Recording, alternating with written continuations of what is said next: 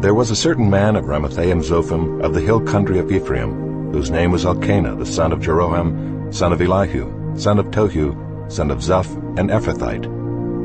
He had 2 wives. The name of the one was Hannah, and the name of the other Peninnah.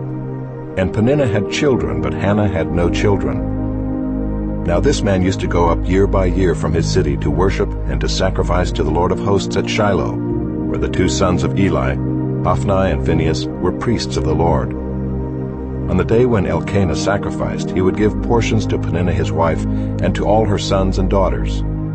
But to Hannah he gave a double portion, because he loved her, though the Lord had closed her womb. And her rival used to provoke her grievously to irritate her, because the Lord had closed her womb. So it went on year by year. As often as she went up to the house of the Lord, she used to provoke her. Therefore Hannah wept and would not eat. And Elkanah her husband said to her, "Hannah, why do you weep? And why do you not eat? And why is your heart sad? Am I not more to you than 10 sons?" After they had eaten and drunk in Shiloh, Hannah rose. Now Eli the priest was sitting on the seat beside the doorpost of the temple of the Lord. She was deeply distressed and prayed to the Lord and wept bitterly. And she vowed a vow and said, "O Lord of hosts, if you will indeed look on the affliction of your servant, and remember me and not forget your servant, but will give to your servant a son, then I will give him to the Lord all the days of his life, and no razor shall touch his head." As she continued praying before the Lord, Eli observed her mouth. Hannah was speaking in her heart, only her lips moved and her voice was not heard. Therefore Eli took her to be a drunken woman. And Eli said to her, "How long will you go on being drunk? Put your wine away from you." But Hannah answered, "No, my lord, I am a woman troubled in spirit. I have drunk neither wine nor strong drink, but I have been pouring out my soul before the Lord. Do not regard your servant as a worthless woman, for all along I have been speaking out of my great anxiety and vexation." Then Eli answered, "Go in peace, and the God of Israel grant your petition that you have made to him." And she said, "Let your servant find favor in your eyes." Then the woman went her way and ate, and her face was no longer sad. They rose early in the morning and worshipped before the Lord. Then they went back to their house at Ramah. And Elkanah knew Hannah his wife, and the Lord remembered her. And in due time Hannah conceived and bore a son, and she called his name Samuel. For she said, "I have asked for him from the Lord." The man Elkanah and all his house went up to offer to the Lord the yearly sacrifice and to pay his vow. But Hannah did not go up, for she said to her husband, "As soon as the child is weaned, I will bring him, so that he may appear in the presence of the Lord and dwell there forever." Elkanah her husband said to her, "Do what seems best to you. Wait until you have weaned him. Only may the Lord establish his word." So the woman remained and nursed her son until she weaned him. And when she had weaned him, she took him up with her along with a 3-year-old bull, an ephah of flour, and a skin of wine. And she brought him to the house of the Lord at Shiloh. And the child was young. Then they slaughtered the bull, and they brought the child to Eli. And she said, "O my Lord, as you live, my Lord, I am the woman who was standing here in your presence, praying to the Lord. For this child I prayed, and the Lord has granted me my petition that I made to him. Therefore I have lent him to the Lord. As long as he lives, he is lent to the Lord." And he worshipped the Lord there. And Hannah prayed and said, "My heart exults in the Lord. My horn is exalted in the Lord. My mouth derides my enemies, because I rejoice in your salvation. There is none holy like the Lord, for there is none besides you. There is no rock like our God. Talk no more so very proudly. Let not arrogance come from your mouth, for the Lord is a God of knowledge, and by him actions are weighed. The bows of the mighty are broken, but the feeble bind on strength. Those who were full have hired themselves out for bread, but those who were hungry have ceased to hunger. The barren has borne 7, but she who has many children is forlorn. The Lord kills and brings to life. He brings down to Sheol and raises up. The Lord makes poor and makes rich. He brings low and he exalts. He raises up the poor from the dust. He lifts the needy from the ash heap to make them sit with princes and inherit a seat of honor. For the pillars of the earth are the Lord's, and on them he has set the world. He will guard the feet of his faithful ones, but the wicked shall be cut off in darkness, for not by might shall a man prevail. The adversaries of the Lord shall be broken to pieces. Against them he will thunder in heaven. The Lord will judge the ends of the earth. He will give strength to his king and exalt the horn of his anointed. Then Elkanah went home to Ramah, and the boy was ministering to the Lord in the presence of Eli the priest. Now the sons of Eli were worthless men. They did not know the Lord. The custom of the priests with the people was that when any man offered sacrifice, the priest's servant would come while the meat was boiling with a three-pronged fork in his hand, and he would thrust it into the pan or kettle or cauldron or pot. All that the fork brought up, the priest would take for himself. This is what they did at Shiloh to all the Israelites who came there. Moreover, before the fat was burned, the priest's servant would come and say to the man who was sacrificing, "Give meat for the priest to roast, for he will not accept boiled meat from you, but only raw." And if the man said to him, "Let them burn the fat first, and then take as much as you wish," he would say, "No, you must give it now, and if not, I will take it by force." Thus the sin of the young men was very great in the sight of the Lord, for the man treated the offering of the Lord with contempt. Samuel was ministering before the Lord, a boy clothed with a linen ephod. And his mother used to make for him a little robe and take it to him each year when she went up with her husband to offer the yearly sacrifice. Then Eli would bless Elkanah and his wife and say, "May the Lord give you children by this woman for the petition she asked of the Lord." So then they would return to their home. Indeed, the Lord visited Hannah, and she conceived and bore 3 sons and 2 daughters. And the boy Samuel grew in the presence of the Lord. Now Eli was very old, and he kept hearing all that his sons were doing to all Israel, and how they lay with the women who were serving at the entrance to the tent of meeting. And he said to them, "Why do you do such things? For I hear of your evil dealings from all these people. No, my sons, it is no good report that I hear the people of the Lord spreading abroad. If someone sins against a man, God will mediate for him. But if someone sins against the Lord, who can intercede for him?" But they would not listen to the voice of their father, for it was the will of the Lord to put them to death. Now the boy Samuel continued to grow both in stature and in favor with the Lord and also with man. And there came a man of God to Eli and said to him, "Thus says the Lord, Did I indeed reveal myself to the house of your father when they were in Egypt, subject to the house of Pharaoh? Did I choose him out of all the tribes of Israel to be my priest, to go up to my altar, to burn incense, to wear an ephod before me? I gave to the house of your father all my offerings by fire from the people of Israel. Why then do you scorn my sacrifices and my offerings that I commanded for my dwelling, and honor your sons above me by fattening yourselves on the choicest parts of every offering of my people Israel? Therefore the Lord, the God of Israel, declares, I promised that your house and the house of your father should go in and out before me forever. But now the Lord declares, Far be it from me, for those who honor me I will honor, and those who despise me shall be lightly esteemed. Behold, the days are coming when I will cut off your strength and the strength of your father's house, so that there will not be an old man in your house. Then in distress you will look with envious eye on all the prosperity that shall be bestowed on Israel, and there shall not be an old man in your house forever. The only one of you whom I shall not cut off from my altar shall be spared to weep his eyes out, to grieve his heart, and all the descendants of your house shall die by the sword of men. And this that shall come upon your 2 sons, Hophni and Phinehas, shall be the sign to you. Both of them shall die on the same day. And I will raise up for myself a faithful priest, who shall do according to what is in my heart and in my mind. And I will build him a sure house, and he shall go in and out before my anointed forever.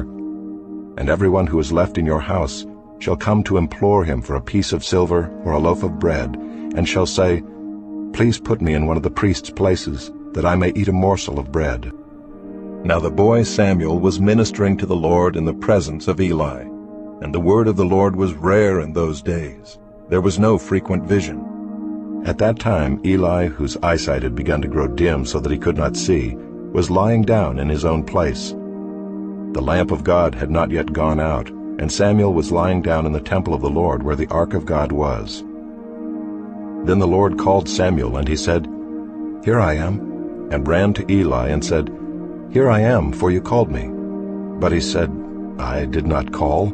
Lie down again." So he went and lay down. And the Lord called again, "Samuel." And Samuel arose and went to Eli and said, "Here I am, for you called me." But he said, "I did not call, my son. Lie down again."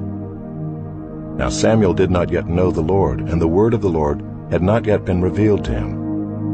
And the Lord called Samuel again the third time, and he arose and went to Eli and said, "Here I am, for you called me." Then Eli perceived that the Lord was calling the boy. Therefore Eli said to Samuel, "Go, lie down, and if he calls you, you shall say, 'Speak, Lord, for your servant hears.'" So Samuel went and lay down in his place. And the Lord came and stood, calling as at other times, "Samuel, Samuel." And Samuel said, "Speak, for your servant hears." Then the Lord said to Samuel, "Behold, I am about to do a thing in Israel at which the 2 ears of everyone who hears it will tingle. On that day I will fulfill against Eli all that I have spoken concerning his house, from beginning to end. And I declare to him that I am about to punish his house forever, for the iniquity that he knew, because his sons were blaspheming God, and he did not restrain them. Therefore I swear to the house of Eli that the iniquity of Eli's house shall not be atoned for by sacrifice or offering forever." Samuel lay until morning. Then he opened the doors of the house of the Lord. And Samuel was afraid to tell the vision to Eli. But Eli called Samuel and said, "Samuel, my son."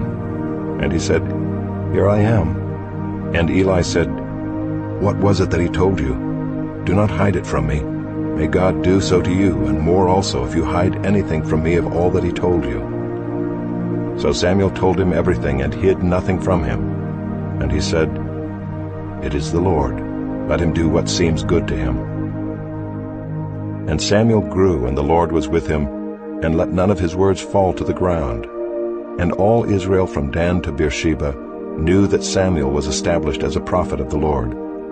And the Lord appeared again at Shiloh, for the Lord revealed himself to Samuel at Shiloh by the word of the Lord. And the word of Samuel came to all Israel. Now Israel went out to battle against the Philistines. They encamped at Ebenezer, and the Philistines encamped at Aphek. The Philistines drew up in line against Israel, and when the battle spread, Israel was defeated before the Philistines, who killed about 4,000 men on the field of battle. And when the people came to the camp, the elders of Israel said, "Why has the Lord defeated us today before the Philistines? Let us bring the ark of the covenant of the Lord here from Shiloh, that it may come among us and save us from the power of our enemies." So the people sent to Shiloh and brought from there the ark of the covenant of the Lord of hosts, who is enthroned on the cherubim. And the 2 sons of Eli, Hophni and Phinehas, were there with the ark of the covenant of God. As soon as the ark of the covenant of the Lord came into the camp, all Israel gave a mighty shout, so that the earth resounded. And when the Philistines heard the noise of the shouting, they said, "What does this great shouting in the camp of the Hebrews mean?" And when they learned that the ark of the Lord had come to the camp, the Philistines were afraid, for they said, "A god has come into the camp." And they said, "Woe to us, for nothing like this has happened before. Woe to us! Who can deliver us from the power of these mighty gods? These are the gods who struck the Egyptians with every sort of plague in the wilderness. Take courage and be men, O Philistines, lest you become slaves to the Hebrews, as they have been to you. Be men and fight." So the Philistines fought, and Israel was defeated, and they fled every man to his home. And there was a very great slaughter, for 30,000 foot soldiers of Israel fell. And the ark of God was captured, and the 2 sons of Eli, Hophni and Phinehas, died. A man of Benjamin ran from the battle line and came to Shiloh the same day, with his clothes torn and with dirt on his head. When he arrived, Eli was sitting on his seat by the road watching, for his heart trembled for the ark of God. And when the man came into the city and told the news, all the city cried out. When Eli heard the sound of the outcry, he said, "What is this uproar?" Then the man hurried and came and told Eli. Now Eli was 98 years old, and his eyes were set so that he could not see. And the man said to Eli, "I am he who has come from the battle. I fled from the battle today." And he said, "How did it go, my son?" He who brought the news answered and said, "Israel has fled before the Philistines, and there has also been a great defeat among the people. Your 2 sons also, Hophni and Phinehas, are dead, and the ark of God has been captured." As soon as he mentioned the ark of God, Eli fell over backward from his seat by the side of the gate, and his neck was broken, and he died, for the man was old and heavy. He had judged Israel 40 years. Now his daughter-in-law, the wife of Phinehas, was pregnant, about to give birth. And when she heard the news that the ark of God was captured, and that her father-in-law and her husband were dead, she bowed and gave birth, for her pains came upon her. And about the time of her death, the women attending her said to her, "Do not be afraid, for you have borne a son." But she did not answer or pay attention. And she named the child Ichabod, saying, "The glory has departed from Israel," because the ark of God had been captured, and because of her father-in-law and her husband. And she said, "The glory has departed from Israel, for the ark of God has been captured." When the Philistines captured the ark of God, they brought it from Ebenezer to Ashdod. Then the Philistines took the ark of God and brought it into the house of Dagon and set it up beside Dagon. And when the people of Ashdod rose early the next day, behold, Dagon had fallen face downward on the ground before the ark of the Lord. So they took Dagon and put him back in his place. But when they rose early on the next morning, behold, Dagon had fallen face downward on the ground before the ark of the Lord, and the head of Dagon and both his hands were lying cut off on the threshold. Only the trunk of Dagon was left to him. This is why the priests of Dagon and all who enter the house of Dagon do not tread on the threshold of Dagon in Ashdod to this day. The hand of the Lord was heavy against the people of Ashdod, and he terrified and afflicted them with tumors, both Ashdod and its territory. And when the men of Ashdod saw how things were, they said, "The ark of the God of Israel must not remain with us, for his hand is hard against us, and against Dagon our God." So they sent and gathered together all the lords of the Philistines, and said, "What shall we do with the ark of the God of Israel?" They answered, "Let the ark of the God of Israel be brought around to Gath." So they brought the ark of the God of Israel there. But after they had brought it around, the hand of the Lord was against the city, causing a very great panic. And he afflicted the men of the city, both young and old, so that tumors broke out on them. So they sent the ark of God to Ekron. But as soon as the ark of God came to Ekron, the people of Ekron cried out, "They have brought around to us the ark of the God of Israel to kill us and our people." They sent therefore and gathered together all the lords of the Philistines, and said, "Send away the ark of the God of Israel, and let it return to its own place, that it may not kill us and our people." For there was a deathly panic throughout the whole city. The hand of God was very heavy there. The men who did not die were struck with tumors, and the cry of the city went up to heaven.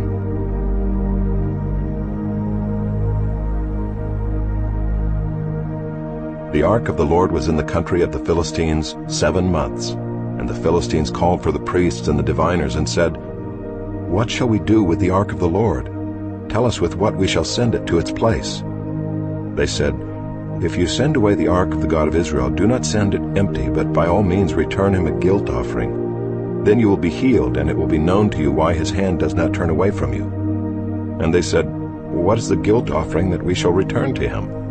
They answered, 5 golden tumors and 5 golden mice, according to the number of the lords of the Philistines, for the same plague was on all of you and on your lords.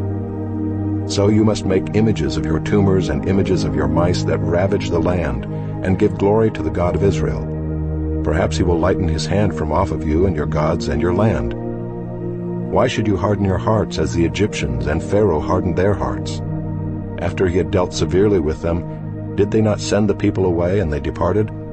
Now then, take and prepare a new cart and 2 milk cows on which there has never come a yoke, and yoke the cows to the cart, but take their calves home away from them. And take the ark of the Lord and place it on the cart, and put in a box at its side the figures of gold, which you are returning to him as a guilt offering. Then send it off, and let it go its way, and watch. If it goes up on the way to its own land, to Beth-Shemesh, then it is he who has done us this great harm. But if not, then we shall know that it is not his hand that struck us. It happened to us by coincidence. The men did so, and took 2 milk cows, and yoked them to the cart, and shut up their calves at home. And they put the ark of the Lord on the cart, and the box with the golden mice and the images of their tumors. And the cows went straight in the direction of Beth-Shemesh along one highway, lowing as they went. They turned neither to the right nor to the left, and the lords of the Philistines went after them as far as the border of Beth-Shemesh. Now the people of Beth-Shemesh were reaping their wheat harvest in the valley. And when they lifted up their eyes and saw the ark, they rejoiced to see it. The cart came into the field of Joshua of Beth-Shemesh and stopped there. A great stone was there. And they split up the wood of the cart and offered the cows as a burnt offering to the Lord. And the Levites took down the ark of the Lord and the box that was beside it, in which were the golden figures, and set them upon the great stone. And the men of Beth-Shemesh offered burnt offerings and sacrificed sacrifices on that day to the Lord. And when the 5 lords of the Philistines saw it, they returned that day to Ekron. These are the golden tumors that the Philistines returned as a guilt offering to the Lord: 1 for Ashdod, 1 for Gaza, 1 for Ashkelon, 1 for Gath, 1 for Ekron, and the golden mice according to the number of all the cities of the Philistines belonging to the 5 lords, both fortified cities and unwalled villages. The great stone beside which they set down the ark of the Lord is a witness to this day in the field of Joshua of Beth-Shemesh.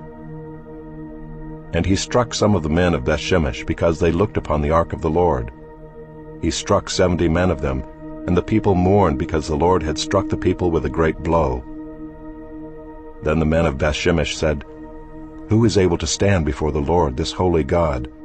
And to whom shall he go up away from us?" So they sent messengers to the inhabitants of Kiriath-Jearim, saying, "The Philistines have returned the ark of the Lord. Come down and take it up to you." And the men of Kiriath-Jearim came and took up the ark of the Lord, and brought it to the house of Abinadab on the hill. And they consecrated his son Eleazar to have charge of the ark of the Lord. From the day that the ark was lodged at Kiriath-Jearim, a long time passed, some 20 years. And all the house of Israel lamented after the Lord.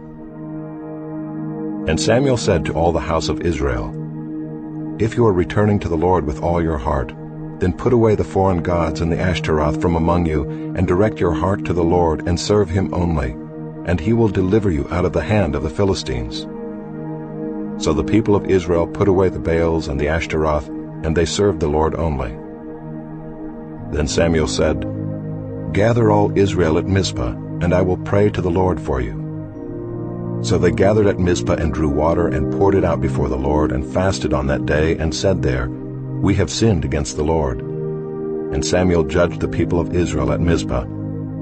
Now when the Philistines heard that the people of Israel had gathered at Mizpah, the lords of the Philistines went up against Israel. And when the people of Israel heard of it, they were afraid of the Philistines. And the people of Israel said to Samuel, "Do not cease to cry out to the Lord our God for us, that he may save us from the hand of the Philistines." So Samuel took a nursing lamb and offered it as a whole burnt offering to the Lord. And Samuel cried out to the Lord for Israel, and the Lord answered him. As Samuel was offering up the burnt offering, the Philistines drew near to attack Israel. But the Lord thundered with a mighty sound that day against the Philistines, and threw them into confusion, and they were defeated before Israel. And the men of Israel went out from Mizpah and pursued the Philistines, and struck them as far as below Beth-kar. Then Samuel took a stone and set it up between Mizpah and Shen, and called its name Ebenezer, for he said, "Till now the Lord has helped us." So the Philistines were subdued, and did not again enter the territory of Israel. The hand of the Lord was against the Philistines all the days of Samuel. The cities that the Philistines had taken from Israel were restored to Israel, from Ekron to Gath, and Israel delivered their territory from the hand of the Philistines. There was peace also between Israel and the Amorites. Samuel judged Israel all the days of his life, and he went on a circuit year by year to Bethel, Gilgal, and Mizpah, and he judged Israel in all these places. Then he would return to Ramah, for his home was there, and there also he judged Israel, and he built there an altar to the Lord. When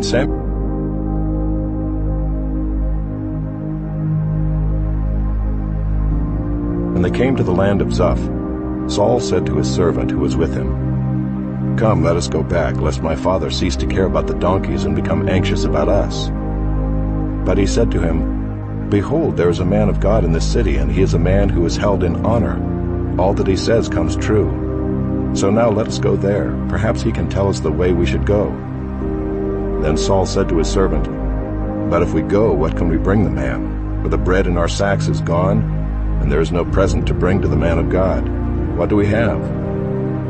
The servant answered Saul again, "Here I have with me a quarter of a shekel of silver, and I will give it to the man of God to tell us our way." Formerly in Israel, when a man went to inquire of God, he said, "Come, let us go to the seer," for today's prophet was formerly called a seer.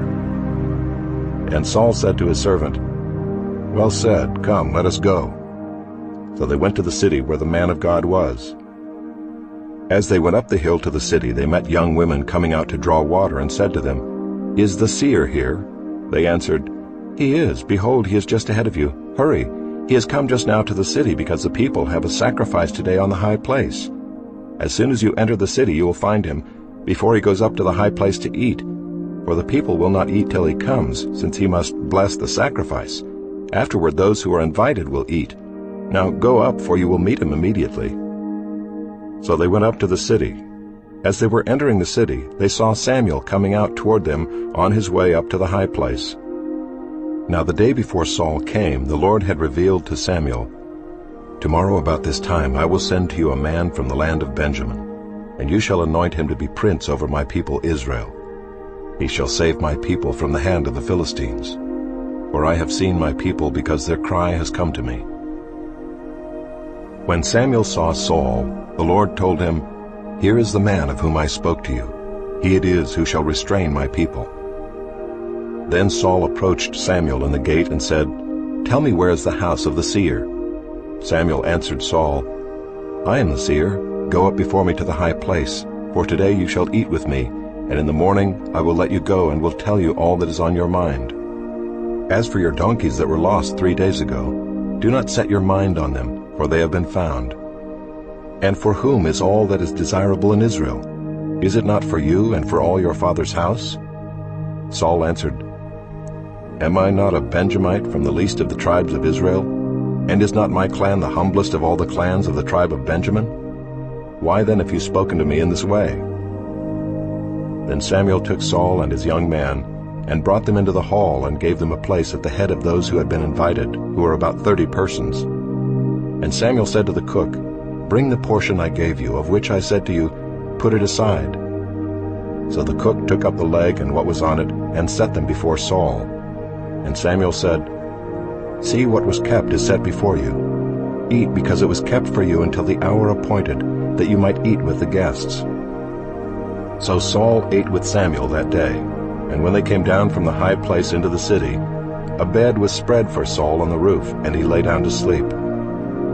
Then at the break of dawn, Samuel called to Saul on the roof, "Up, that I may send you on your way." So Saul arose, and both he and Samuel went out into the street. As they were going down to the outskirts of the city, Samuel said to Saul, "Tell the servant to pass on before us, and when he has passed on, stop here yourself for a while, that I may make known to you the word of God."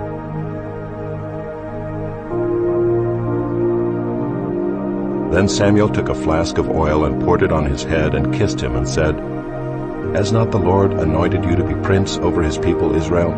And you shall reign over the people of the Lord, and you will save them from the hand of their surrounding enemies. and this shall be the sign to you that the Lord has anointed you to be prince over his heritage. When you depart from me today, you will meet 2 men by Rachel's tomb in the territory of Benjamin at Zelzah, and they will say to you, the donkeys that you went to seek are found, and now your father has ceased to care about the donkeys, and is anxious about you, saying, what shall I do about my son? Then you shall go on from there farther and come to the oak of Tabor. 3 men going up to God at Bethel will meet you there, one carrying 3 young goats, another carrying 3 loaves of bread, and another carrying a skin of wine. And they will greet you and give you 2 loaves of bread, which you shall accept from their hand.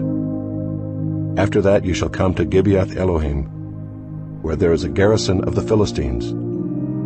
And there, as soon as you come to the city, you will meet a group of prophets coming down from the high place with harp, tambourine, flute, and lyre before them, prophesying. Then the Spirit of the Lord will rush upon you, and you will prophesy with them and be turned into another man. Now when these signs meet you, do what your hand finds to do, for God is with you. Then go down before me to Gilgal, and behold, I am coming down to you to offer burnt offerings and to sacrifice peace offerings. 7 days you shall wait until I come to you and show you what you shall do. When he turned his back to leave Samuel, God gave him another heart, and all these signs came to pass that day. When they came to Gibeah, behold, a group of prophets met him, and the Spirit of God rushed upon him, and he prophesied among them. And when all who knew him previously saw how he prophesied with the prophets, the people said to one another, what has come over the son of Kish? Is Saul also among the prophets? And a man of the place answered, and who is their father? Therefore it became a proverb, is Saul also among the prophets? When he had finished prophesying, he came to the high place. Saul's uncle said to him and to his servant, where did you go? And he said, to seek the donkeys. And when we saw that they were not to be found, we went to Samuel. And Saul's uncle said, please tell me what Samuel said to you. And Saul said to his uncle, he told us plainly that the donkeys had been found. But about the matter of the kingdom of which Samuel had spoken, he did not tell him anything. Now Samuel called the people together to the Lord at Mizpah, and he said to the people of Israel, thus says the Lord, the God of Israel, I brought up Israel out of Egypt, and I delivered you from the hand of the Egyptians, and from the hand of all the kingdoms that were oppressing you. But today you have rejected your God, who saves you from all your calamities and your distresses, and you have said to him, set a king over us. Now therefore present yourselves before the Lord by your tribes and by your thousands. Then Samuel brought all the tribes of Israel near, and the tribe of Benjamin was taken by lot. He brought the tribe of Benjamin near by its clans, and the clan of the Matrites was taken by lot. And Saul the son of Kish was taken by lot. But when they sought him, he could not be found. So they inquired again of the Lord, is there a man still to come? And the Lord said, behold, he has hidden himself among the baggage.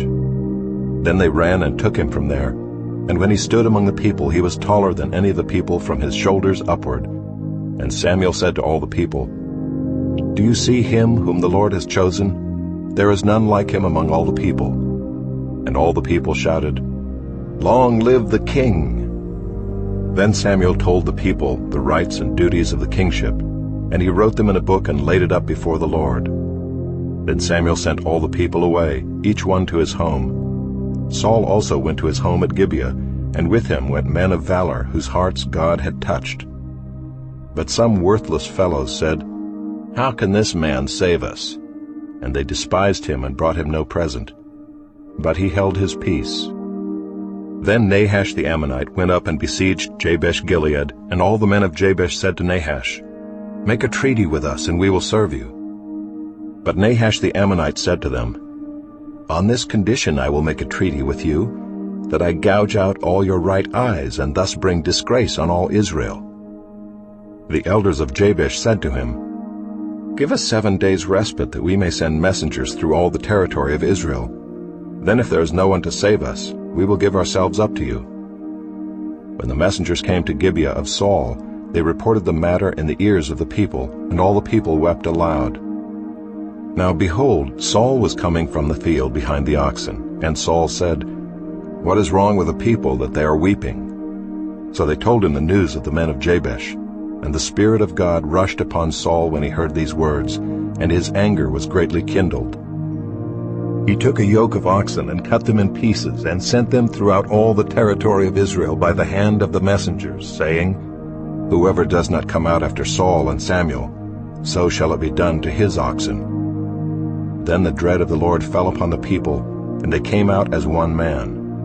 When he mustered them at Bezek, the people of Israel were 300,000, and the men of Judah 30,000.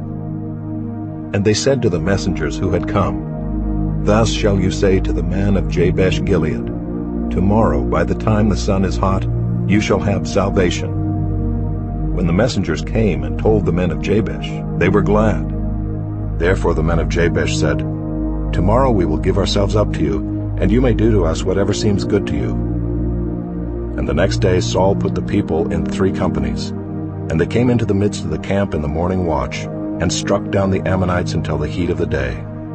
And those who survived were scattered, so that no 2 of them were left together.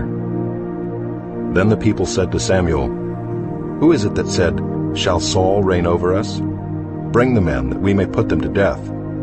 But Saul said, Not a man shall be put to death this day, for today the Lord has worked salvation in Israel. Then Samuel said to the people, Come, let us go to Gilgal, and there renew the kingdom. So all the people went to Gilgal, and there they made Saul king before the Lord in Gilgal. There they sacrificed peace offerings before the Lord, and there Saul and all the men of Israel rejoiced greatly. And Samuel said to all Israel, Behold, I have obeyed your voice in all that you have said to me, and have made a king over you. And now, behold, the king walks before you, and I am old and gray, and behold, my sons are with you. I have walked before you from my youth until this day. Here I am. Testify against me before the Lord and before his anointed. Whose ox have I taken? Or whose donkey have I taken? Or whom have I defrauded? Whom have I oppressed? Or from whose hand have I taken a bribe to blind my eyes with it? Testify against me, and I will restore it to you. They said, You have not defrauded us or oppressed us or taken anything from any man's hand. And he said to them, The Lord is witness against you, and his anointed is witness this day, that you have not found anything in my hand. And they said, He is witness. And Samuel said to the people, The Lord is witness, who appointed Moses and Aaron, and brought your fathers up out of the land of Egypt. Now therefore stand still, that I may plead with you before the Lord concerning all the righteous deeds of the Lord that he performed for you and for your fathers. When Jacob went into Egypt and the Egyptians oppressed them, then your fathers cried out to the Lord, and the Lord sent Moses and Aaron, who brought your fathers out of Egypt, and made them dwell in this place. But they forgot the Lord their God, and he sold them into the hand of Sisera, commander of the army of Hazor, and into the hand of the Philistines, and into the hand of the king of Moab. And they fought against them. And they cried out to the Lord and said, We have sinned because we have forsaken the Lord and have served the Baals and the Ashtaroth. But now deliver us out of the hand of our enemies, that we may serve you.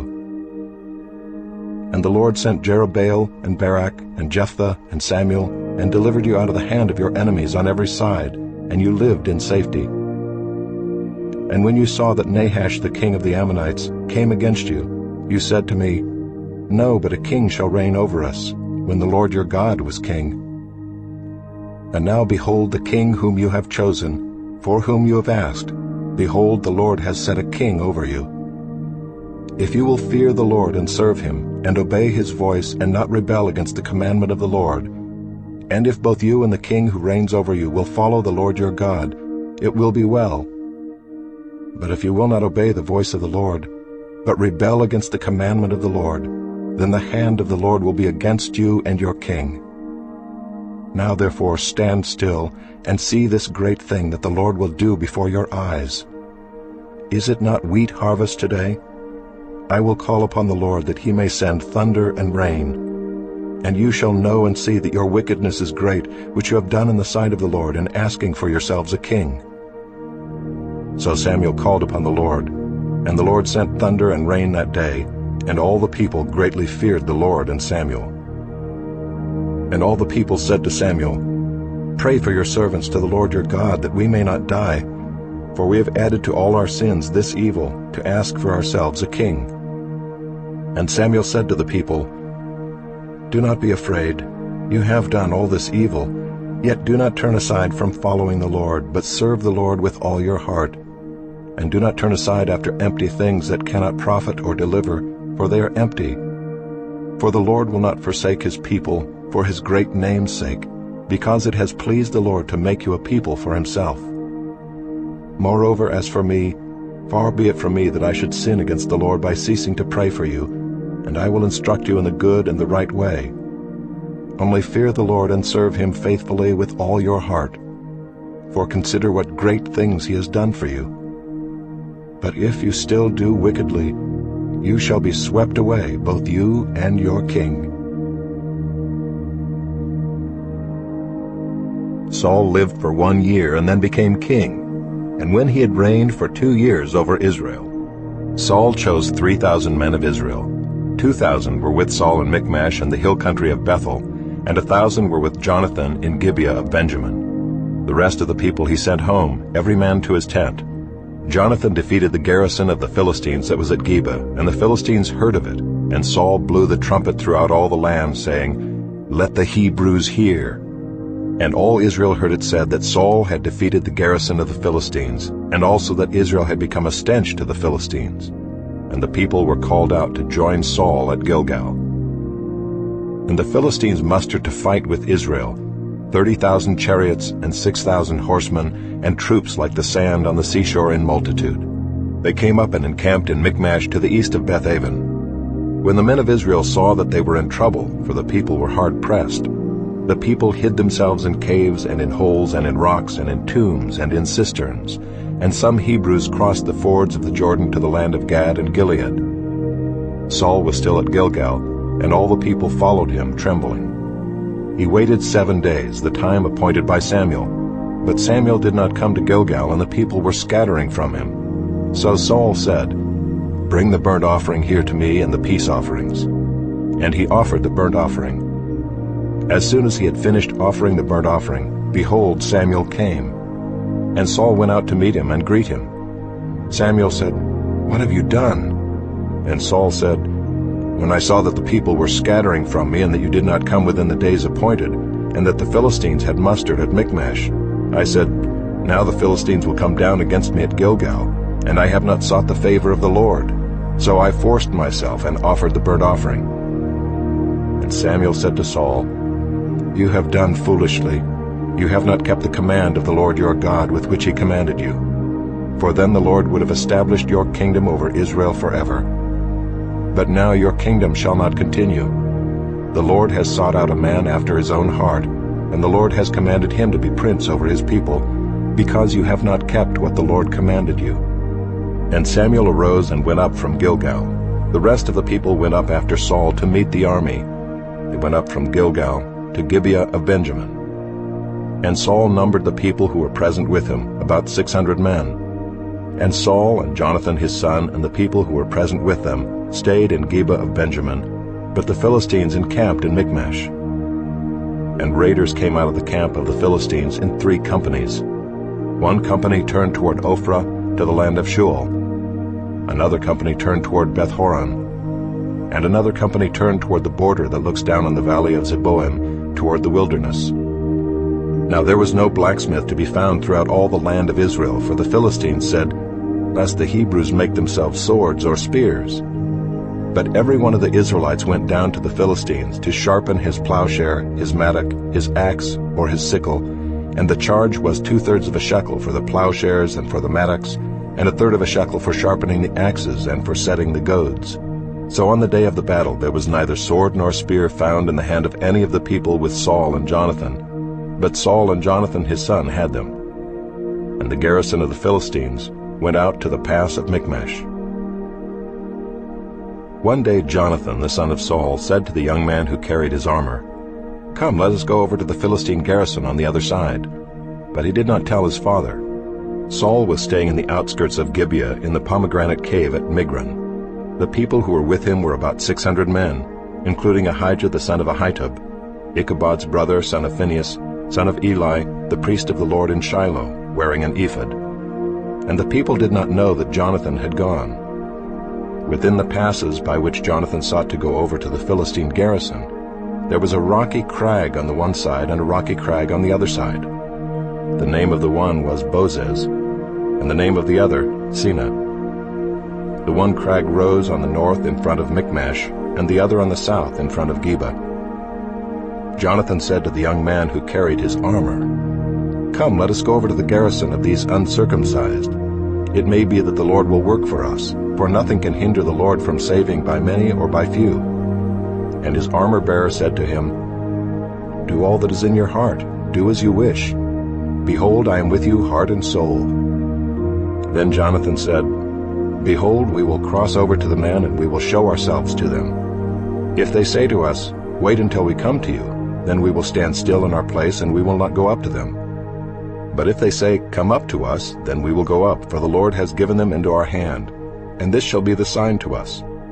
So both of them showed themselves to the garrison of the Philistines. And the Philistines said, "Look, Hebrews are coming out of the holes where they have hidden themselves." And the men of the garrison hailed Jonathan and his armor-bearer and said, "Come up to us, and we will show you a thing." And Jonathan said to his armor-bearer, "Come up after me, for the Lord has given them into the hand of Israel." Then Jonathan climbed up on his hands and feet, and his armor-bearer after him. And they fell before Jonathan, and his armor-bearer killed them after him. And that first strike which Jonathan and his armor-bearer made killed about 20 men, within, as it were, half a furrow's length in an acre of land. And there was a panic in the camp, in the field, and among all the people. The garrison and even the raiders trembled, the earth quaked, and it became a very great panic. And the watchmen of Saul and Gibeah of Benjamin looked, and behold, the multitude was dispersing here and there. Then Saul said to the people who were with him, "Count and see who has gone from us." And when they had counted, behold, Jonathan and his armor-bearer were not there. So Saul said to Ahijah, "Bring the ark of God here." For the ark of God went at that time with the people of Israel. Now while Saul was talking to the priest, the tumult in the camp of the Philistines increased more and more. So Saul said to the priest, "Withdraw your hand." Then Saul and all the people who were with him rallied and went into the battle. And behold, every Philistine's sword was against his fellow, and there was very great confusion. Now the Hebrews who had been with the Philistines before that time, and who had gone up with them into the camp, even they also turned to be with the Israelites who were with Saul and Jonathan. Likewise, when all the men of Israel who had hidden themselves in the hill country of Ephraim heard that the Philistines were fleeing, they too followed hard after them in the battle. So the Lord saved Israel that day, and the battle passed beyond Bethaven. And the men of Israel had been hard pressed that day. So Saul had laid an oath on the people, saying, "Cursed be the man who eats food until it is evening, and I am avenged on my enemies." So none of the people had tasted food. Now when all the people came to the forest, behold, there was honey on the ground.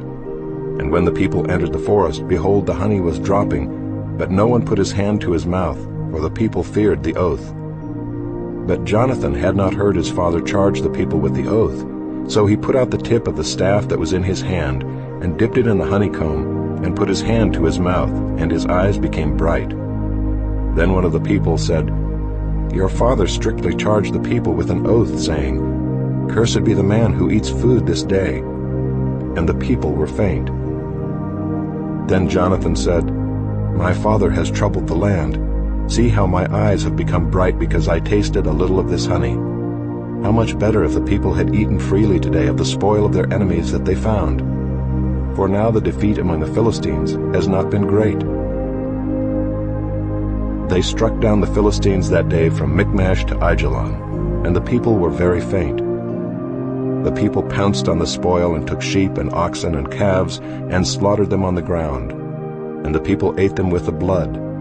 Then they told Saul, "Behold, the people are sinning against the Lord by eating with the blood." And he said, "You have dealt treacherously. Roll a great stone to me here." And Saul said, "Disperse yourselves among the people, and say to them, 'Let every man bring his ox or his sheep, and slaughter them here and eat, and do not sin against the Lord by eating with the blood.'" So every one of the people brought his ox with him that night, and they slaughtered them there. And Saul built an altar to the Lord. It was the first altar that he built to the Lord. Then Saul said, "Let us go down after the Philistines by night and plunder them until the morning light. Let us not leave a man of them." And they said, "Do whatever seems good to you." But the priest said, "Let us draw near to God here." And Saul inquired of God, "Shall I go down after the Philistines? Will you give them into the hand of Israel?" But he did not answer him that day. And Saul said, "Come here, all you leaders of the people, and know and see how this sin has arisen today. For as the Lord lives who saves Israel, though it be in Jonathan my son, he shall surely die." But there was not a man among all the people who answered him. Then he said to all Israel, "You shall be on one side, and I and Jonathan my son will be on the other side." And the people said to Saul, "Do what seems good to you." Therefore Saul said, "O Lord God of Israel, why have you not answered your servant this day?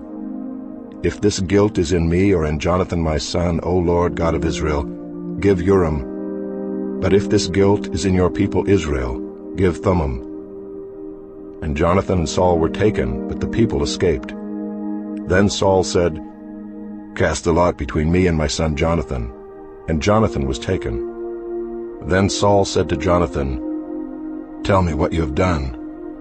And Jonathan told him, "I tasted a little honey with the tip of the staff that was in my hand. Here I am, I will die." And Saul said, "God do so to me and more also. You shall surely die, Jonathan." Then the people said to Saul, "Shall Jonathan die who has worked this great salvation in Israel? Far from it. As the Lord lives, there shall not one hair of his head fall to the ground, for he has worked with God this day." So the people ransomed Jonathan so that he did not die. Then Saul went up from pursuing the Philistines, and the Philistines went to their own place. When Saul had taken the kingship over Israel, he fought against all his enemies on every side, against Moab, against the Ammonites, against Edom, against the kings of Zobah, and against the Philistines. Wherever he turned, he routed them. And he did valiantly and struck the Amalekites and delivered Israel out of the hands of those who plundered them. Now the sons of Saul were Jonathan, Ishvi, and Malchishua, and the names of his 2 daughters were these. The name of the firstborn was Merab, and the name of the younger, Michal. And the name of Saul's wife was Ahinoam, the daughter of Ahimaaz. And the name of the commander of his army was Abner the son of Ner, Saul's uncle. Kish was the father of Saul, and Ner the father of Abner was the son of Abiel. There was hard fighting against the Philistines all the days of Saul. And when Saul saw any strong man or any valiant man, he attached him to himself. And Samuel said to Saul, "The Lord sent me to anoint you king over his people Israel. Now therefore listen to the words of the Lord. Thus says the Lord of hosts, I have noted what Amalek did to Israel in opposing them on the way when they came up out of Egypt. Now go and strike Amalek, and devote to destruction all that they have. Do not spare them, but kill both man and woman, child and infant, ox and sheep, camel and donkey." So Saul summoned the people and numbered them in Telaim, 200,000 men on foot, and 10,000 men of Judah. And Saul came to the city of Amalek and lay in wait in the valley. Then Saul said to the Kenites, "Go, depart, go down from among the Amalekites, lest I destroy you with them. For you showed kindness to all the people of Israel when they came up out of Egypt." So the Kenites departed from among the Amalekites. And Saul defeated the Amalekites from Havilah as far as Shur, which is east of Egypt. And he took Agag the king of the Amalekites alive, and devoted to destruction all the people with the edge of the sword. But Saul and the people spared Agag and the best of the sheep, and of the oxen, and of the fattened calves, and the lambs, and all that was good, and would not utterly destroy them. All that was despised and worthless they devoted to destruction. The word of the Lord came to Samuel, "I regret that I have made Saul king, for he has turned back from following me and has not performed my commandments." And Samuel was angry, and he cried to the Lord all night. And Samuel rose early to meet Saul in the morning. And it was told Samuel, Saul came to Carmel, and behold, he set up a monument for himself, and turned and passed on and went down to Gilgal. And Samuel came to Saul, and Saul said to him, Blessed be you to the Lord. I have performed the commandment of the Lord. And Samuel said, What then is this bleating of the sheep in my ears, and the lowing of the oxen that I hear? Saul said, They have brought them from the Amalekites, for the people spared the best of the sheep and of the oxen to sacrifice to the Lord your God, and the rest we have devoted to destruction. Then Samuel said to Saul, Stop, I will tell you what the Lord said to me this night. And he said to him, Speak. And Samuel said, Though you are little in your own eyes, are you not the head of the tribes of Israel? The Lord anointed you king over Israel. And the Lord sent you on a mission and said, Go, devote to destruction the sinners, the Amalekites, and fight against them until they are consumed. Why then did you not obey the voice of the Lord? Why did you pounce on the spoil and do what was evil in the sight of the Lord? And Saul said to Samuel, I have obeyed the voice of the Lord. I have gone on the mission on which the Lord sent me. I have brought Agag the king of Amalek, and I have devoted the Amalekites to destruction. But the people took of the spoil, sheep and oxen, the best of the things devoted to destruction, to sacrifice to the Lord your God in Gilgal. And Samuel said, Has the Lord as great delight in burnt offerings and sacrifices as in obeying the voice of the Lord? Behold, to obey is better than sacrifice, and to listen than the fat of rams. For rebellion is as the sin of divination, and presumption is as iniquity and idolatry. Because you have rejected the word of the Lord, he has also rejected you from being king. Saul said to Samuel, I have sinned, for I have transgressed the commandment of the Lord in your words, because I feared the people and obeyed their voice. Now therefore please pardon my sin, and return with me, that I may bow before the Lord. And Samuel said to Saul, I will not return with you, for you have rejected the word of the Lord, and the Lord has rejected you from being king over Israel. As Samuel turned to go away, Saul seized the skirt of his robe, and it tore. And Samuel said to him, The Lord has torn the kingdom of Israel from you this day, and has given it to a neighbor of yours, who is better than you. And also the glory of Israel will not lie or have regret, for he is not a man that he should have regret. Then he said, I have sinned, yet honor me now before the elders of my people and before Israel, and return with me, that I may bow before the Lord your God. So Samuel turned back after Saul, and Saul bowed before the Lord. Then Samuel said, Bring here to me Agag the king of the Amalekites. And Agag came to him cheerfully. Agag said, Surely the bitterness of death is past. And Samuel said, As your sword has made women childless, so shall your mother be childless among women. And Samuel hacked Agag to pieces before the Lord in Gilgal. Then Samuel went to Ramah, and Saul went up to his house in Gibeah of Saul. And Samuel did not see Saul again until the day of his death. But Samuel grieved over Saul, and the Lord regretted that he had made Saul king over Israel. The Lord said to Samuel, How long will you grieve over Saul, since I have rejected him from being king over Israel? Fill your horn with oil, and go. I will send you to Jesse the Bethlehemite, for I have provided for myself a king among his sons. And Samuel said, How can I go? If Saul hears it, he will kill me. And the Lord said, Take a heifer with you, and say, I have come to sacrifice to the Lord.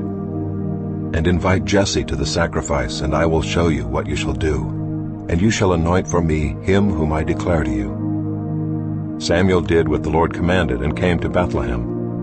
The elders of the city came to meet him trembling, and said, Do you come peaceably? And he said, Peaceably, I have come to sacrifice to the Lord. Consecrate yourselves, and come with me to the sacrifice. And he consecrated Jesse and his sons, and invited them to the sacrifice. When they came, he looked on Eliab and thought, "Surely the Lord's anointed is before him." But the Lord said to Samuel, "Do not look on his appearance or on the height of his stature, because I have rejected him. For the Lord sees not as man sees. Man looks on the outward appearance, but the Lord looks on the heart." Then Jesse called Abinadab and made him pass before Samuel. And he said, "Neither has the Lord chosen this one." Then Jesse made Shammah pass by, and he said, "Neither has the Lord chosen this one." And Jesse made 7 of his sons pass before Samuel. And Samuel said to Jesse, "The Lord has not chosen these." Then Samuel said to Jesse, "Are all your sons here?" And he said, "Oh, there remains yet the youngest, but behold, he is keeping the sheep." And Samuel said to Jesse, "Send and get him, for we will not sit down till he comes here." And he sent and brought him in. Now he was ruddy and had beautiful eyes and was handsome. And the Lord said, "Arise, anoint him, for this is he." Then Samuel took the horn of oil and anointed him in the midst of his brothers. And the Spirit of the Lord rushed upon David from that day forward, and Samuel rose up and went to Ramah. Now the Spirit of the Lord departed from Saul, and a harmful spirit from the Lord tormented him. And Saul's servants said to him, "Behold, now a harmful spirit from God is tormenting you. Let our Lord now command your servants who are before you to seek out a man who is skillful in playing the lyre, and when the harmful spirit from God is upon you, he will play it, and you will be well." So Saul said to his servants, "Provide for me a man who can play well, and bring him to me." One of the young men answered, "Behold, I have seen a son of Jesse the Bethlehemite, who is skillful in playing, a man of valor, a man of war, prudent in speech, and a man of good presence, and the Lord is with him." Therefore Saul sent messengers to Jesse, and said, "Send me David your son, who is with the sheep." And Jesse took a donkey laden with bread and a skin of wine and a young goat, and sent them by David his son to Saul. And David came to Saul and entered his service. And Saul loved him greatly, and he became his armor-bearer. And Saul sent to Jesse, saying, "Let David remain in my service, for he has found favor in my sight." And whenever the harmful spirit from God was upon Saul, David took the lyre and played it with his hand. So Saul was refreshed and was well, and the harmful spirit departed from him.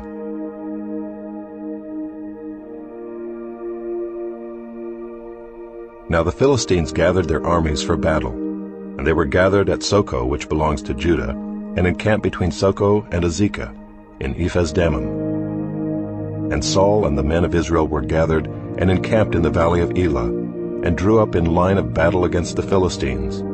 And the Philistines stood on the mountain on the one side, and Israel stood on the mountain on the other side, with a valley between them. And there came out from the camp of the Philistines a champion named Goliath of Gath, whose height was 6 cubits and a span. He had a helmet of bronze on his head, and he was armed with a coat of mail, and the weight of the coat was 5,000 shekels of bronze. And he had bronze armor on his legs, and a javelin of bronze slung between his shoulders.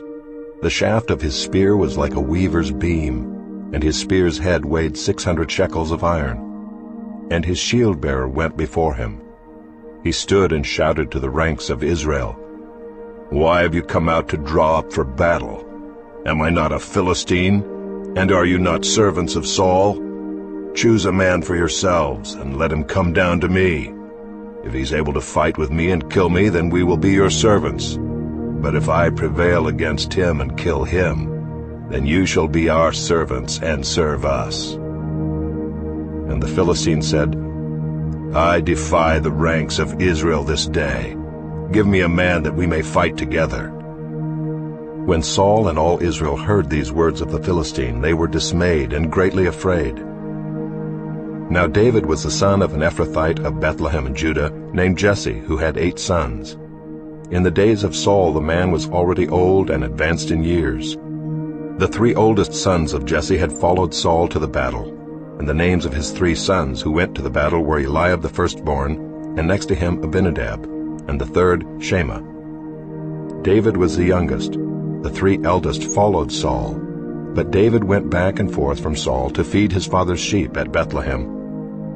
For 40 days the Philistine came forward and took his stand, morning and evening. And Jesse said to David his son, "Take for your brothers an ephah of this parched grain and these 10 loaves, and carry them quickly to the camp to your brothers. Also take these 10 cheeses to the commander of their 1,000. See if your brothers are well, and bring some token from them." Now Saul and they and all the men of Israel were in the valley of Elah, fighting with the Philistines.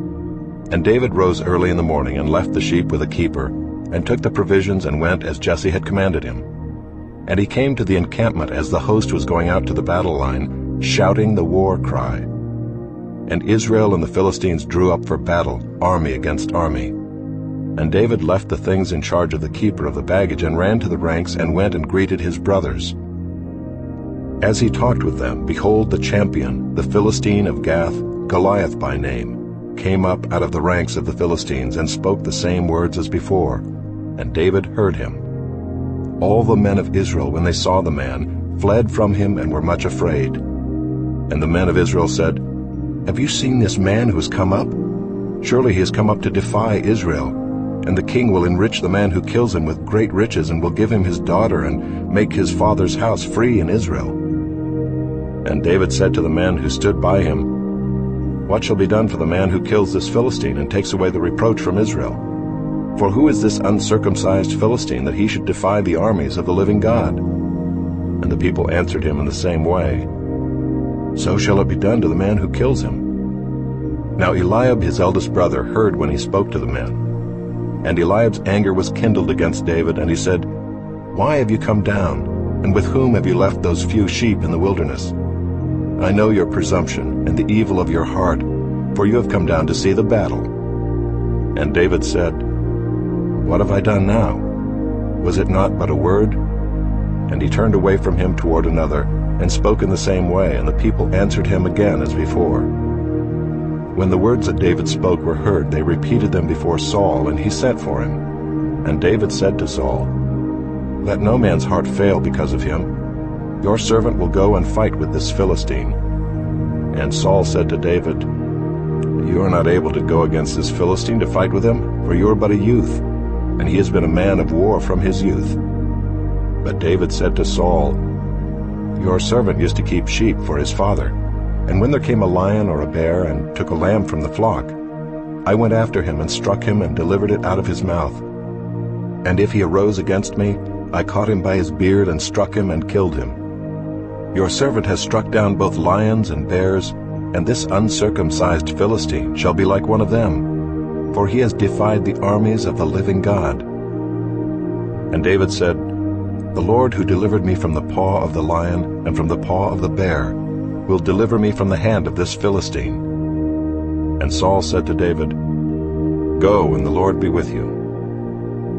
Then Saul clothed David with his armor.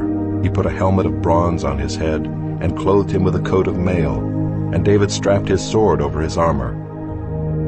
And he tried in vain to go, for he had not tested them. Then David said to Saul, "I cannot go with these, for I have not tested them." So David put them off. Then he took a staff in his hand and chose 5 smooth stones from the brook, and put them in his shepherd's pouch. His sling was in his hand, and he approached the Philistine. And the Philistine moved forward and came near to David with his shield-bearer in front of him. And when the Philistine looked and saw David, he disdained him, for he was but a youth, ruddy and handsome in appearance. And the Philistine said to David, "Am I a dog that you come to me with sticks?" And the Philistine cursed David by his gods. The Philistine said to David, "Come to me, and I will give your flesh to the birds of the air and to the beasts of the field." Then David said to the Philistine, "You come to me with a sword and with a spear and with a javelin, but I come to you in the name of the Lord of hosts, the God of the armies of Israel, whom you have defied. This day the Lord will deliver you into my hand, and I will strike you down and cut off your head, and I will give the dead bodies of the host of the Philistines this day to the birds of the air and to the wild beasts of the earth, that all the earth may know that there is a God in Israel, and that all this assembly may know that the Lord saves not with sword and spear, for the battle is the Lord's, and he will give you into our hand." When the Philistine arose and came and drew near to meet David, David ran quickly toward the battle line to meet the Philistine. And David put his hand in his bag and took out a stone and slung it and struck the Philistine on his forehead. The stone sank into his forehead, and he fell on his face to the ground. So David prevailed over the Philistine with a sling and with a stone, and struck the Philistine and killed him. There was no sword in the hand of David. Then David ran and stood over the Philistine and took his sword and drew it out of its sheath and killed him and cut off his head with it. When the Philistines saw that their champion was dead, they fled. And the men of Israel and Judah rose with a shout and pursued the Philistines as far as Gath and the gates of Ekron, so that the wounded Philistines fell on the way from Shaaraim as far as Gath and Ekron. And the people of Israel came back from chasing the Philistines, and they plundered their camp. And David took the head of the Philistine and brought it to Jerusalem, but he put his armor in his tent. As soon as Saul saw David go out against the Philistine, he said to Abner, the commander of the army, "Abner, whose son is this youth?" And Abner said, "As your soul lives, O king, I do not know." And the king said, "Inquire whose son the boy is." And as soon as David returned from the striking down of the Philistine, Abner took him and brought him before Saul with the head of the Philistine in his hand. And Saul said to him, "Whose son are you, young man?" And David answered, "I am the son of your servant Jesse the Bethlehemite."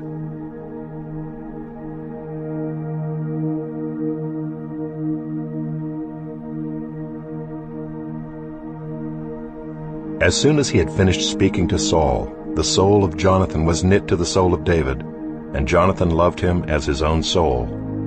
And Saul took him that day and would not let him return to his father's house. Then Jonathan made a covenant with David because he loved him as his own soul. And Jonathan stripped himself of the robe that was on him and gave it to David, and his armor, and even his sword and his bow and his belt.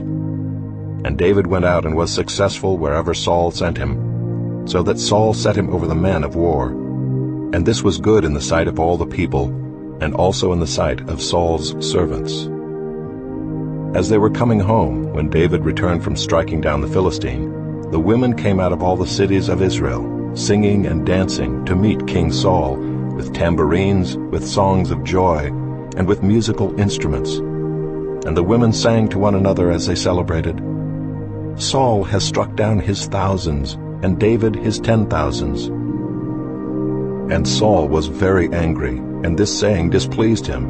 He said, "They have ascribed to David 10,000s, and to me they have ascribed thousands. And what more can he have but the kingdom?" And Saul eyed David from that day on. The next day a harmful spirit from God rushed upon Saul, and he raved within his house while David was playing the lyre, as he did day by day. Saul had his spear in his hand, and Saul hurled the spear, for he thought, "I will pin David to the wall." But David evaded him twice.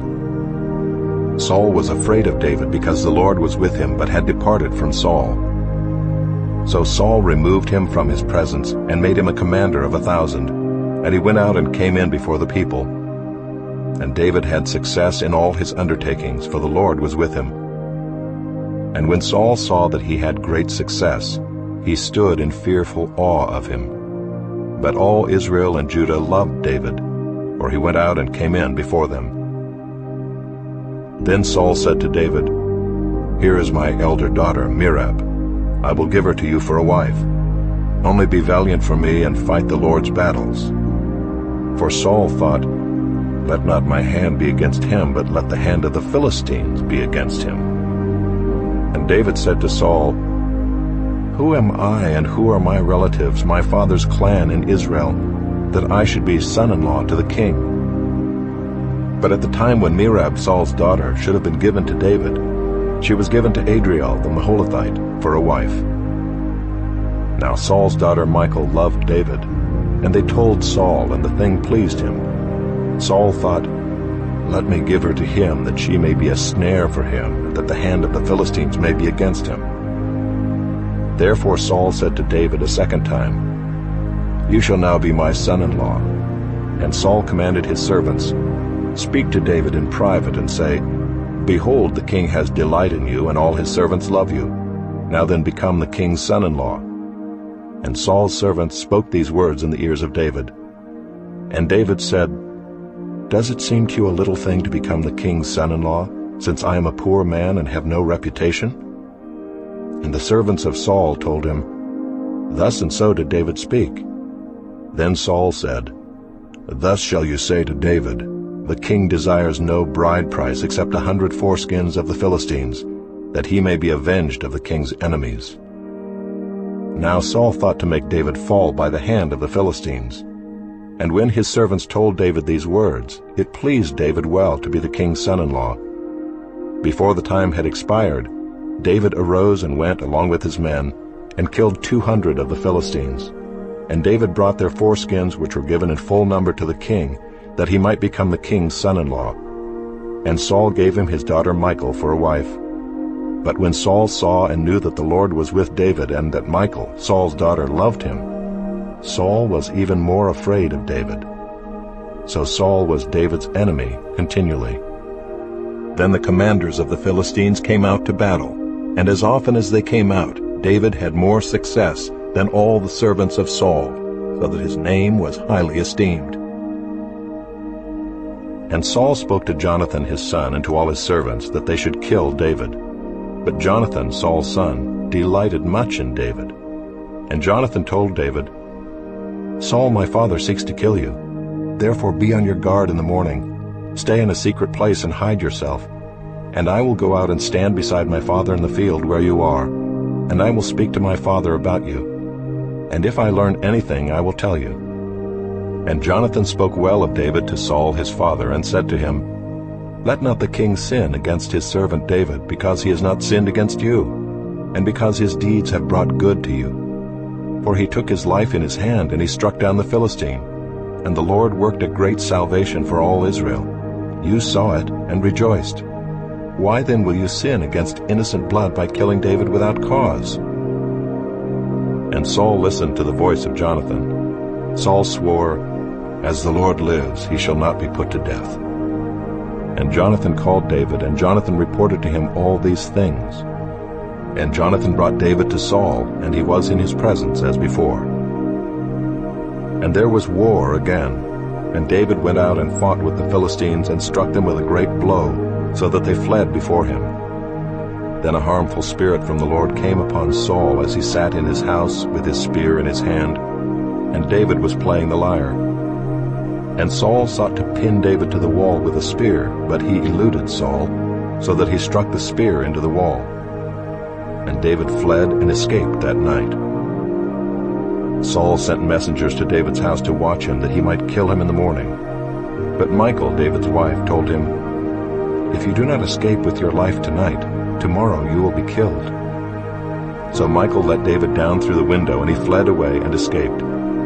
Michal took an image and laid it on the bed, and put a pillow of goat's hair at its head, and covered it with the clothes. And when Saul sent messengers to take David, she said, He is sick. Then Saul sent the messengers to see David, saying, Bring him up to me in the bed, that I may kill him. And when the messengers came in, behold, the image was in the bed, with the pillow of goat's hair at its head. Saul said to Michal, Why have you deceived me thus, and let my enemy go, so that he has escaped? And Michal answered Saul, He said to me, Let me go. Why should I kill you? Now David fled and escaped, and he came to Samuel at Ramah, and told him all that Saul had done to him. And he and Samuel went and lived at Naioth. And it was told Saul, Behold, David is at Naioth in Ramah. Then Saul sent messengers to take David, and when they saw the company of the prophets prophesying, and Samuel standing as head over them, the Spirit of God came upon the messengers of Saul, and they also prophesied. When it was told Saul, he sent other messengers, and they also prophesied. And Saul sent messengers again the third time, and they also prophesied. Then he himself went to Ramah, and came to the great well that is in Seku. And he asked, Where are Samuel and David? And one said, Behold, they are at Naioth in Ramah. And he went there to Naioth in Ramah, and the Spirit of God came upon him also. And as he went, he prophesied until he came to Naioth in Ramah. And he too stripped off his clothes, and he too prophesied before Samuel, and lay naked all that day and all that night. Thus it is said, Is Saul also among the prophets? Then David fled from Naioth and Ramah, and came and said before Jonathan, What have I done? What is my guilt? And what is my sin before your father, that he seeks my life? And he said to him, Far from it, you shall not die. Behold, my father does nothing, either great or small, without disclosing it to me. And why should my father hide this from me? It is not so. But David vowed again, saying, Your father knows well that I have found favor in your eyes, and he thinks, Do not let Jonathan know this, lest he be grieved. But truly as the Lord lives, and as your soul lives, there is but a step between me and death. Then Jonathan said to David, Whatever you say, I will do for you. David said to Jonathan, Behold, tomorrow is the new moon, and I should not fail to sit at table with the king. But let me go, that I may hide myself in the field till the third day at evening. If your father misses me at all, then say, David earnestly asked leave of me to run to Bethlehem his city, for there is a yearly sacrifice there for all the clan. If he says, Good, it will be well with your servant. But if he is angry, then know that harm is determined by him. Therefore deal kindly with your servant, for you have brought your servant into a covenant of the Lord with you.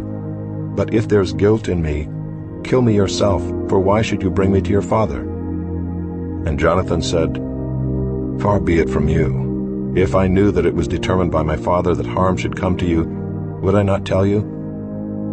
Then David said to Jonathan, Who will tell me if your father answers you roughly? And Jonathan said to David, Come, let us go out into the field. So they both went out into the field. And Jonathan said to David, The Lord God of Israel be witness, when I have sounded out my father about this time tomorrow or the third day, behold, if he is well disposed toward David, shall I not then send and disclose it to you? But should it please my father to do you harm, the Lord do so to Jonathan and more also, if I do not disclose it to you and send you away, that you may go in safety. May the Lord be with you, as he has been with my father. If I am still alive, show me the steadfast love of the Lord, that I may not die. And do not cut off your steadfast love from my house forever, when the Lord cuts off every one of the enemies of David from the face of the earth. And Jonathan made a covenant with the house of David, saying, May the Lord take vengeance on David's enemies. And Jonathan made David swear again by his love for him, for he loved him as he loved his own soul. Then Jonathan said to him, Tomorrow is the new moon, and you will be missed, because your seat will be empty. On the third day go down quickly to the place where you hid yourself when the matter was in hand, and remain beside the stone heap. And I will shoot 3 arrows to the side of it, as though I shot at a mark. And behold, I will send the boy, saying, Go, find the arrows. If I say to the boy, Look, the arrows are on this side of you, take them. Then you are to come, for as the Lord lives, it is safe for you, and there is no danger. But if I say to the youth, Look, the arrows are beyond you, then go, for the Lord has sent you away. And as for the matter of which you and I have spoken, behold, the Lord is between you and me forever. So David hid himself in the field, and when the new moon came, the king sat down to eat food. The king sat on his seat, as at other times, on the seat by the wall. Jonathan sat opposite, and Abner sat by Saul's side, but David's place was empty. Yet Saul did not say anything that day, for he thought, Something has happened to him. He is not clean, surely he is not clean. But on the second day, the day after the new moon, David's place was empty. And Saul said to Jonathan his son, Why has not the son of Jesse come to the meal, either yesterday or today? Jonathan answered Saul, David earnestly asked leave of me to go to Bethlehem. He said, Let me go, for our clan holds a sacrifice in the city, and my brother has commanded me to be there. So now if I have found favor in your eyes, let me get away and see my brothers. For this reason he has not come to the king's table. Then Saul's anger was kindled against Jonathan, and he said to him, You son of a perverse, rebellious woman, do I not know that you have chosen the son of Jesse to your own shame, and to the shame of your mother's nakedness? For as long as the son of Jesse lives on the earth, Neither you nor your kingdom shall be established. Therefore send and bring him to me, for he shall surely die."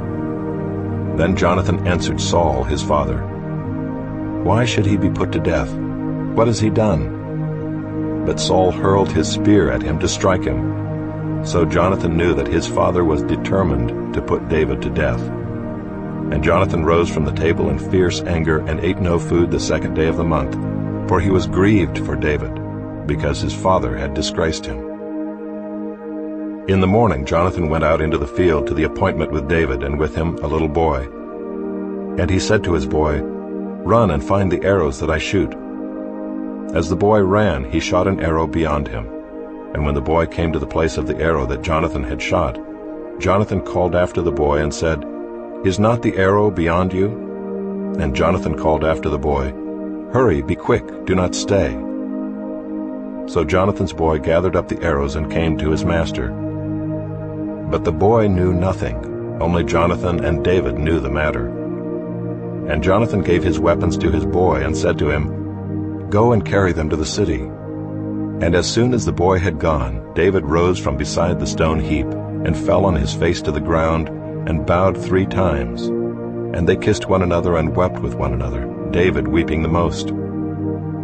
Then Jonathan said to David, "Go in peace, because we have sworn both of us in the name of the Lord, saying, 'The Lord shall be between me and you, and between my offspring and your offspring forever.'" And he rose and departed, and Jonathan went into the city.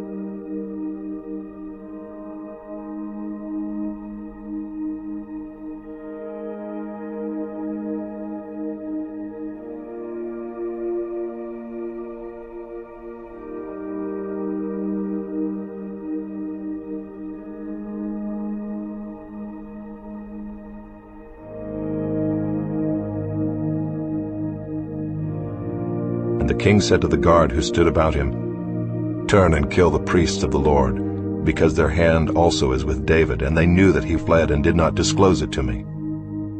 But the servants of the king would not put out their hand to strike the priests of the Lord.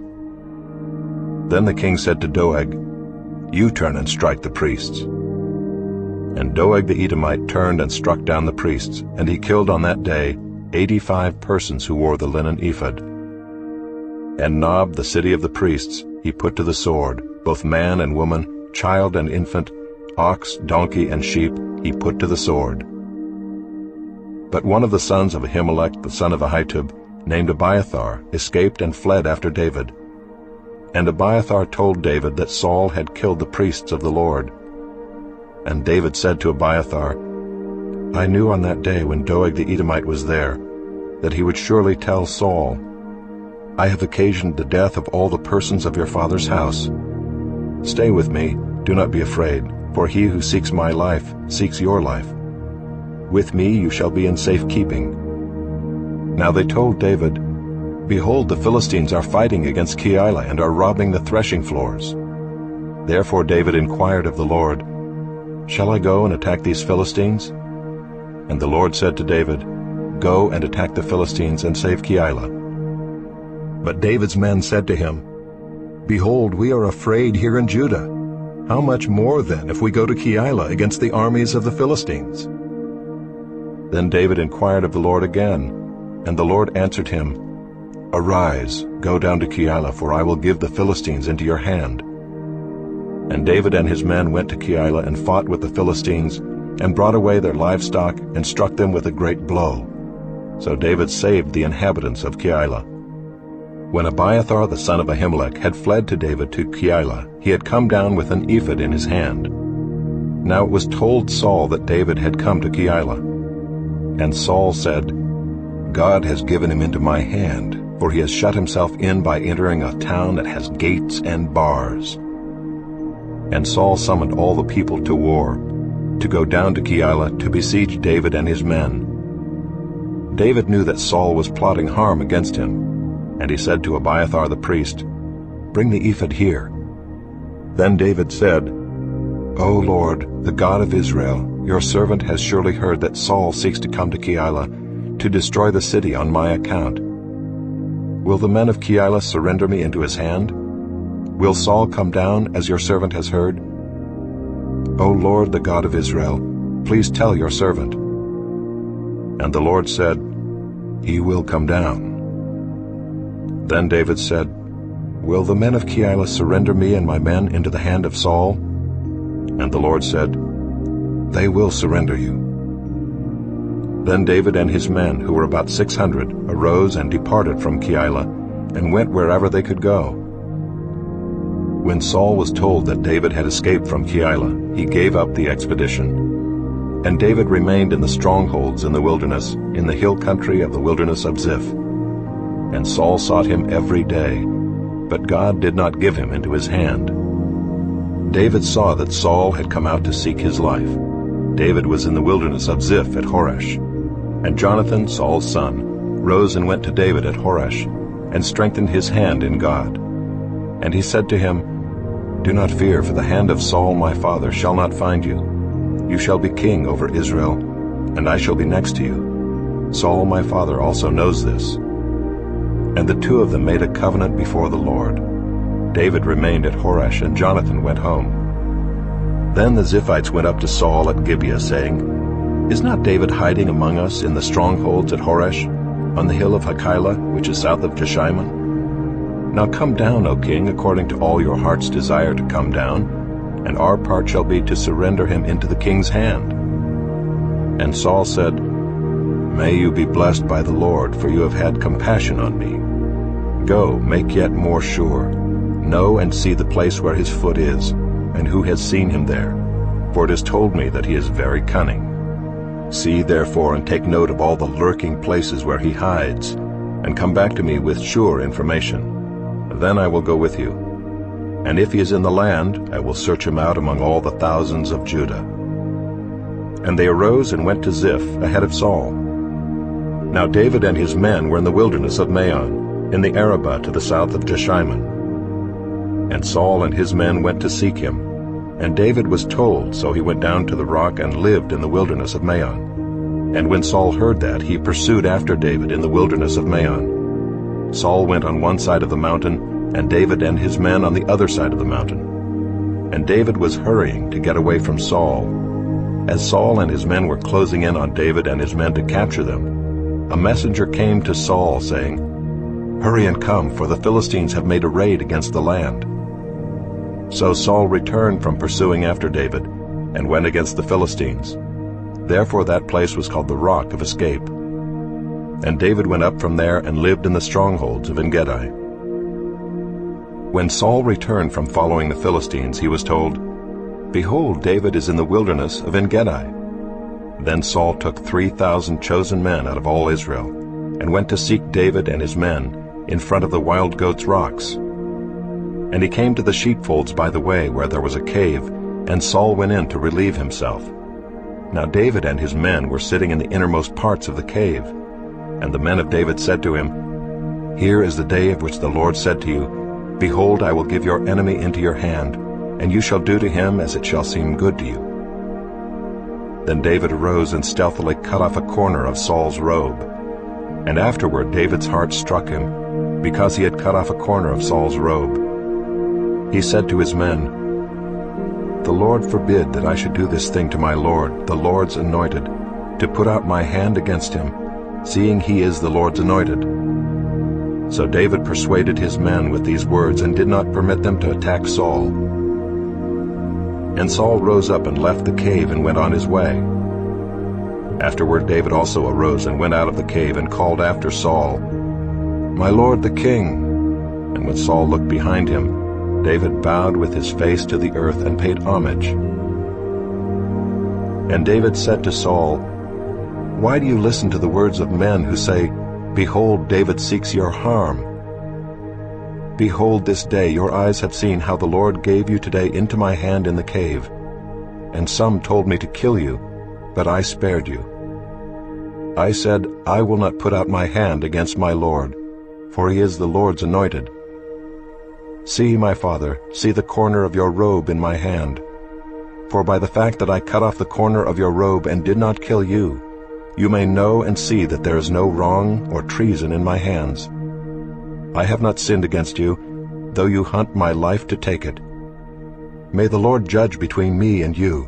May the Lord avenge me against you, but my hand shall not be against you. As the proverb of the ancients says, out of the wicked comes wickedness, but my hand shall not be against you. After whom has the king of Israel come out? After whom do you pursue? After a dead dog, after a flea. May the Lord therefore be judge and give sentence between me and you, and see to it and plead my cause and deliver me from your hand. As soon as David had finished speaking these words to Saul, Saul said, Is this your voice, my son David? And Saul lifted up his voice and wept. He said to David, You are more righteous than I, for you have repaid me good, whereas I have repaid you evil. And you have declared this day how you have dealt well with me, in that you did not kill me when the Lord put me into your hands. For if a man finds his enemy, will he let him go away safe? So may the Lord reward you with good for what you have done to me this day. And now, behold, I know that you shall surely be king, and that the kingdom of Israel shall be established in your hand. Swear to me, therefore, by the Lord, that you will not cut off my offspring after me, and that you will not destroy my name out of my father's house. And David swore this to Saul. Then Saul went home, but David and his men went up to the stronghold.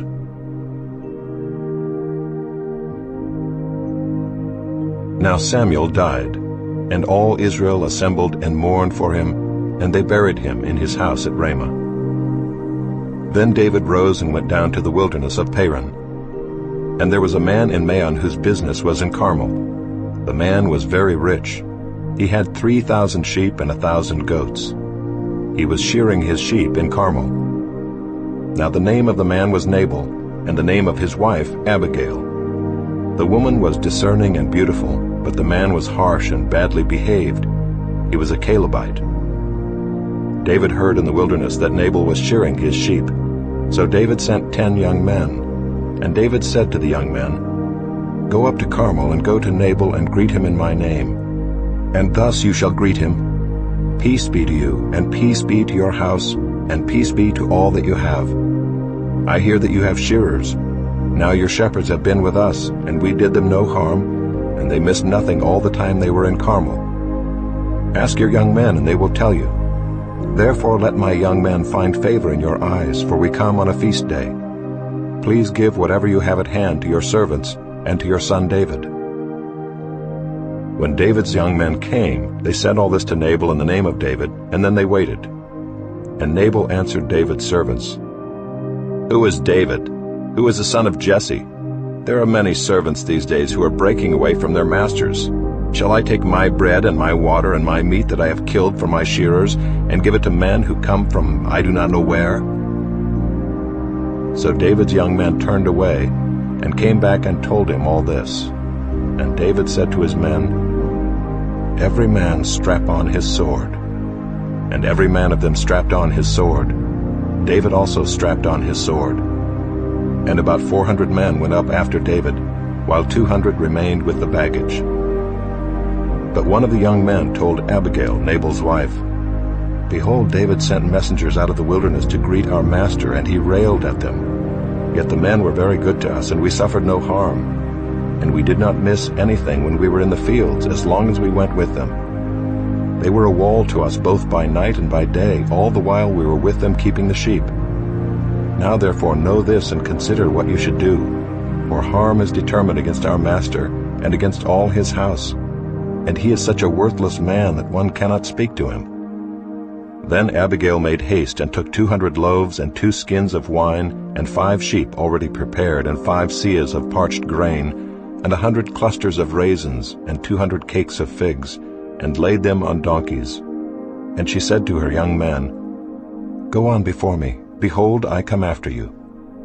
But she did not tell her husband Nabal.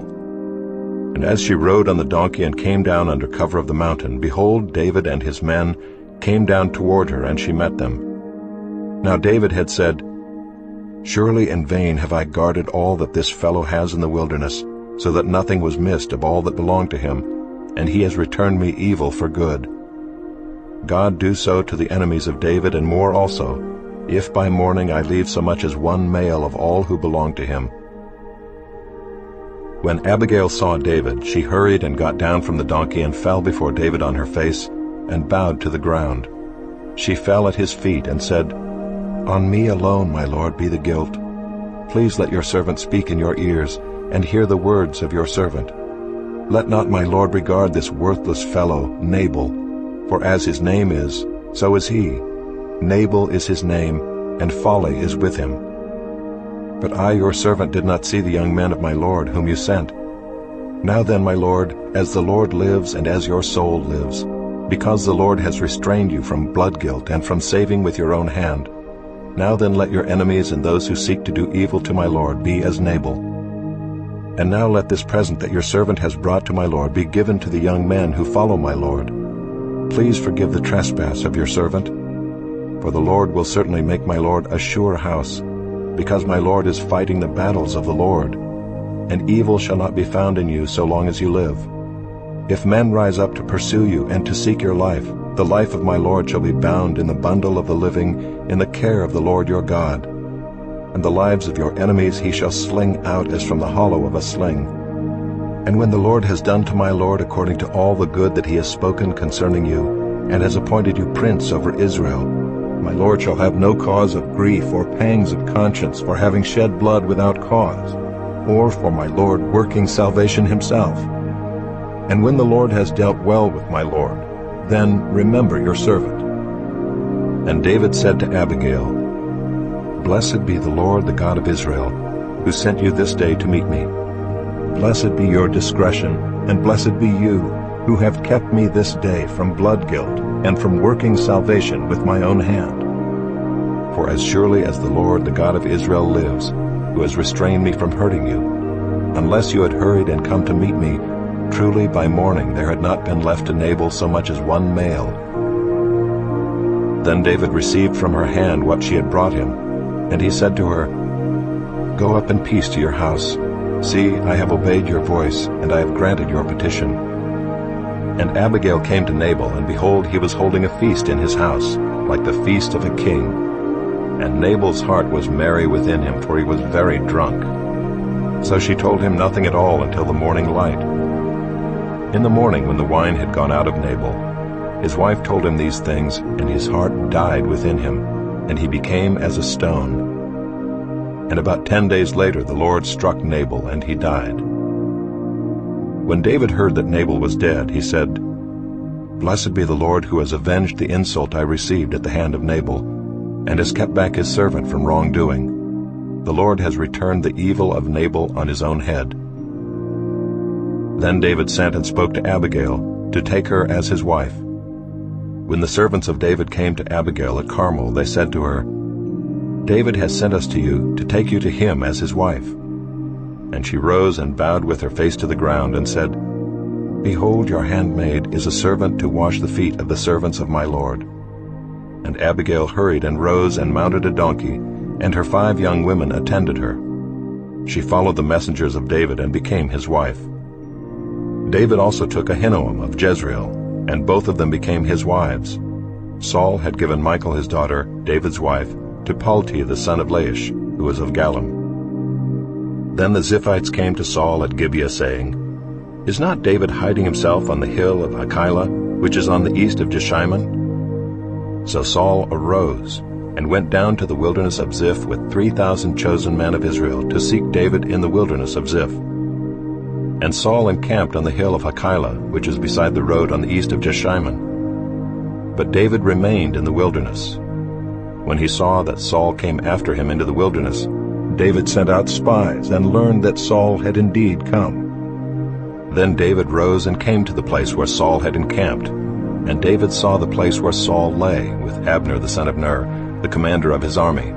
Saul was lying within the encampment, while the army was encamped around him. Then David said to Ahimelech the Hittite, and to Joab's brother Abishai the son of Zeruiah, "Who will go down with me into the camp to Saul?" And Abishai said, "I will go down with you." So David and Abishai went to the army by night, and there lay Saul sleeping within the encampment, with his spear stuck in the ground at his head, and Abner and the army lay around him. Then Abishai said to David, God has given your enemy into your hand this day. Now please let me pin him to the earth with one stroke of the spear, and I will not strike him twice. But David said to Abishai, Do not destroy him, for who can put out his hand against the Lord's anointed and be guiltless? And David said, As the Lord lives, the Lord will strike him, or his day will come to die, or he will go down into battle and perish. The Lord forbid that I should put out my hand against the Lord's anointed. But take now the spear that is at his head, and the jar of water, and let us go. So David took the spear and the jar of water from Saul's head, and they went away. No man saw it or knew it, nor did any awake, for they were all asleep, because a deep sleep from the Lord had fallen upon them. Then David went over to the other side and stood far off on the top of the hill with a great space between them.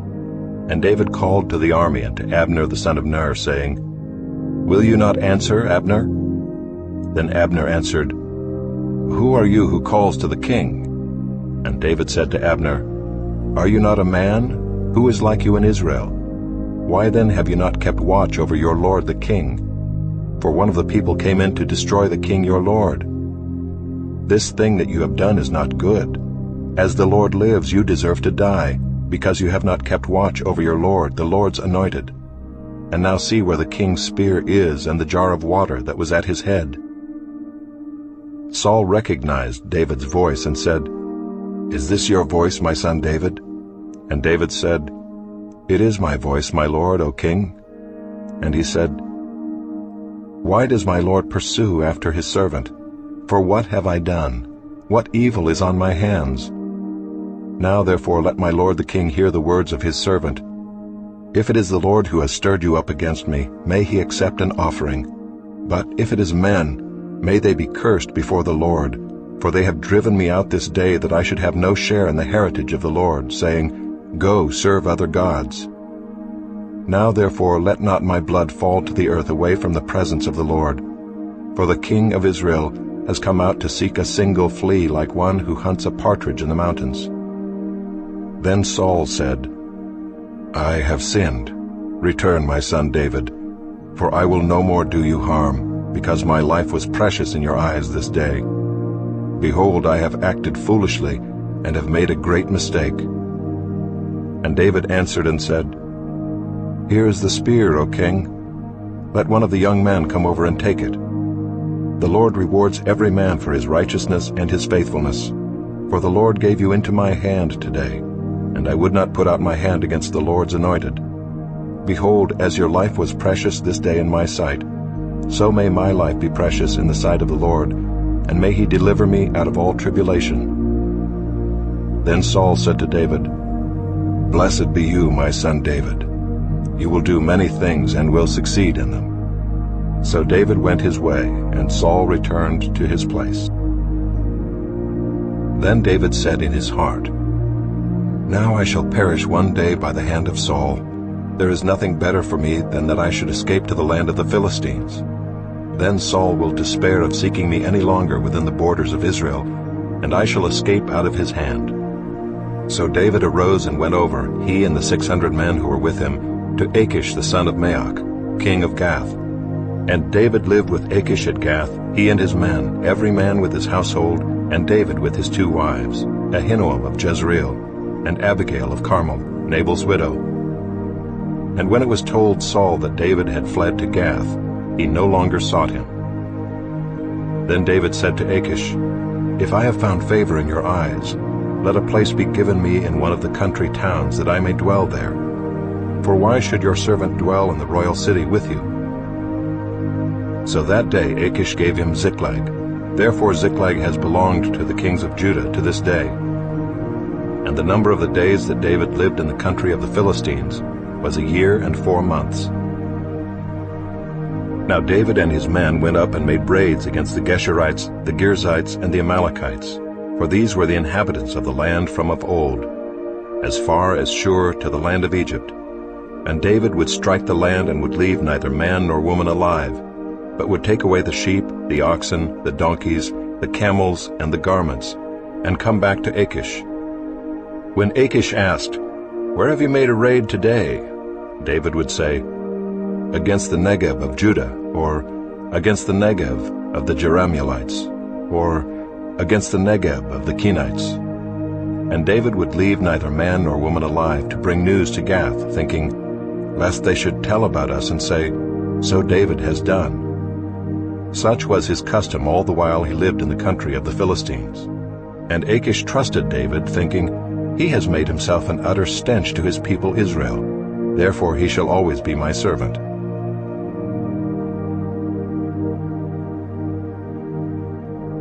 In those days the Philistines gathered their forces for war, to fight against Israel. And Achish said to David, "Understand that you and your men are to go out with me in the army." David said to Achish, "Very well, you shall know what your servant can do." And Achish said to David, "Very well, I will make you my bodyguard for life." Now Samuel had died, and all Israel had mourned for him and buried him in Ramah his own city. And Saul had put the mediums and the necromancers out of the land. The Philistines assembled and came and encamped at Shunem. And Saul gathered all Israel, and they encamped at Gilboa. When Saul saw the army of the Philistines, he was afraid, and his heart trembled greatly. And when Saul inquired of the Lord did not answer him, either by dreams, or by Urim, or by prophets. Then Saul said to his servants, "Seek out for me a woman who is a medium, that I may go to her and inquire of her." And his servants said to him, "Behold, there is a medium at Endor." So Saul disguised himself and put on other garments, and went, he and 2 men with him. And they came to the woman by night. And he said, "Divine for me by a spirit, and bring up for me whomever I shall name to you." The woman said to him, "Surely you know what Saul has done, how he has cut off the mediums and the necromancers from the land. Why then are you laying a trap for my life to bring about my death?" But Saul swore to her by the Lord, "As the Lord lives, no punishment shall come upon you for this thing." Then the woman said, "Whom shall I bring up for you?" He said, "Bring up Samuel for me." When the woman saw Samuel, she cried out with a loud voice. And the woman said to Saul, "Why have you deceived me? You are Saul." The king said to her, "Do not be afraid. What do you see?" And the woman said to Saul, "I see a god coming up out of the earth." He said to her, "What is his appearance?" And she said, "An old man is coming up, and he is wrapped in a robe." And Saul knew that it was Samuel, and he bowed with his face to the ground, and paid homage. Then Samuel said to Saul, "Why have you disturbed me by bringing me up?" Saul answered, "I am in great distress, for the Philistines are warring against me, and God has turned away from me, and answers me no more, either by prophets or by dreams. Therefore I have summoned you to tell me what I shall do." And Samuel said, "Why then do you ask me, since the Lord has turned from you and become your enemy? The Lord has done to you as he spoke by me, for the Lord has torn the kingdom out of your hand and given it to your neighbor David. Because you did not obey the voice of the Lord, and did not carry out his fierce wrath against Amalek. Therefore the Lord has done this thing to you this day. Moreover, the Lord will give Israel also with you into the hand of the Philistines. And tomorrow you and your sons shall be with me. The Lord will give the army of Israel also into the hand of the Philistines." Then Saul fell at once full length on the ground, filled with fear because of the words of Samuel. And there was no strength in him, for he had eaten nothing all day and all night. And the woman came to Saul, and when she saw that he was terrified, she said to him, "Behold, your servant has obeyed you. I have taken my life in my hand, and have listened to what you have said to me. Now therefore you also obey your servant. Let me set a morsel of bread before you, and eat, that you may have strength when you go on your way." He refused and said, "I will not eat." But his servants together with the woman urged him, and he listened to their words. So he arose from the earth and sat on the bed. Now the woman had a fattened calf in the house, and she quickly killed it, and she took flour and kneaded it, and baked unleavened bread of it. And she put it before Saul and his servants, and they ate. Then they rose and went away that night.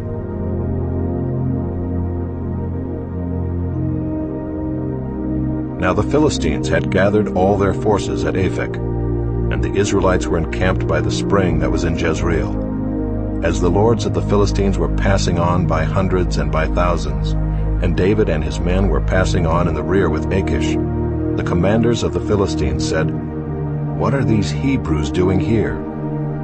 And Achish said to the commanders of the Philistines, "Is this not David, the servant of Saul, king of Israel, who has been with me now for days and years?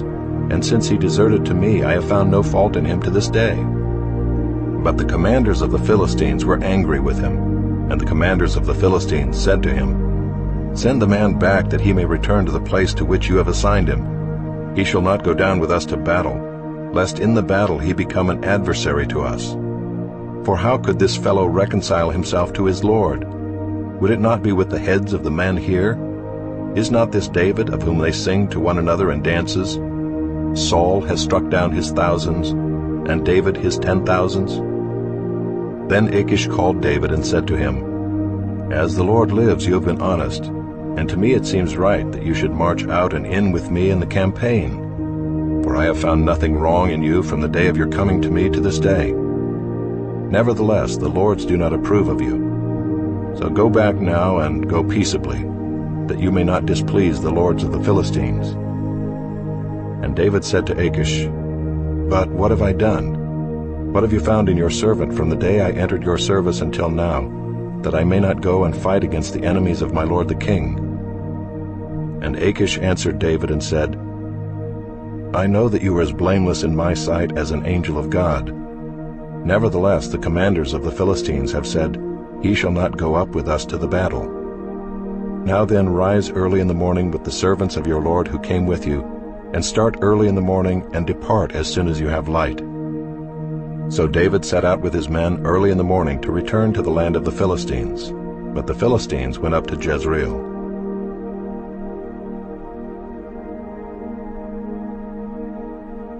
Now when David and his men came to Ziklag on the third day, the Amalekites had made a raid against the Negeb and against Ziklag.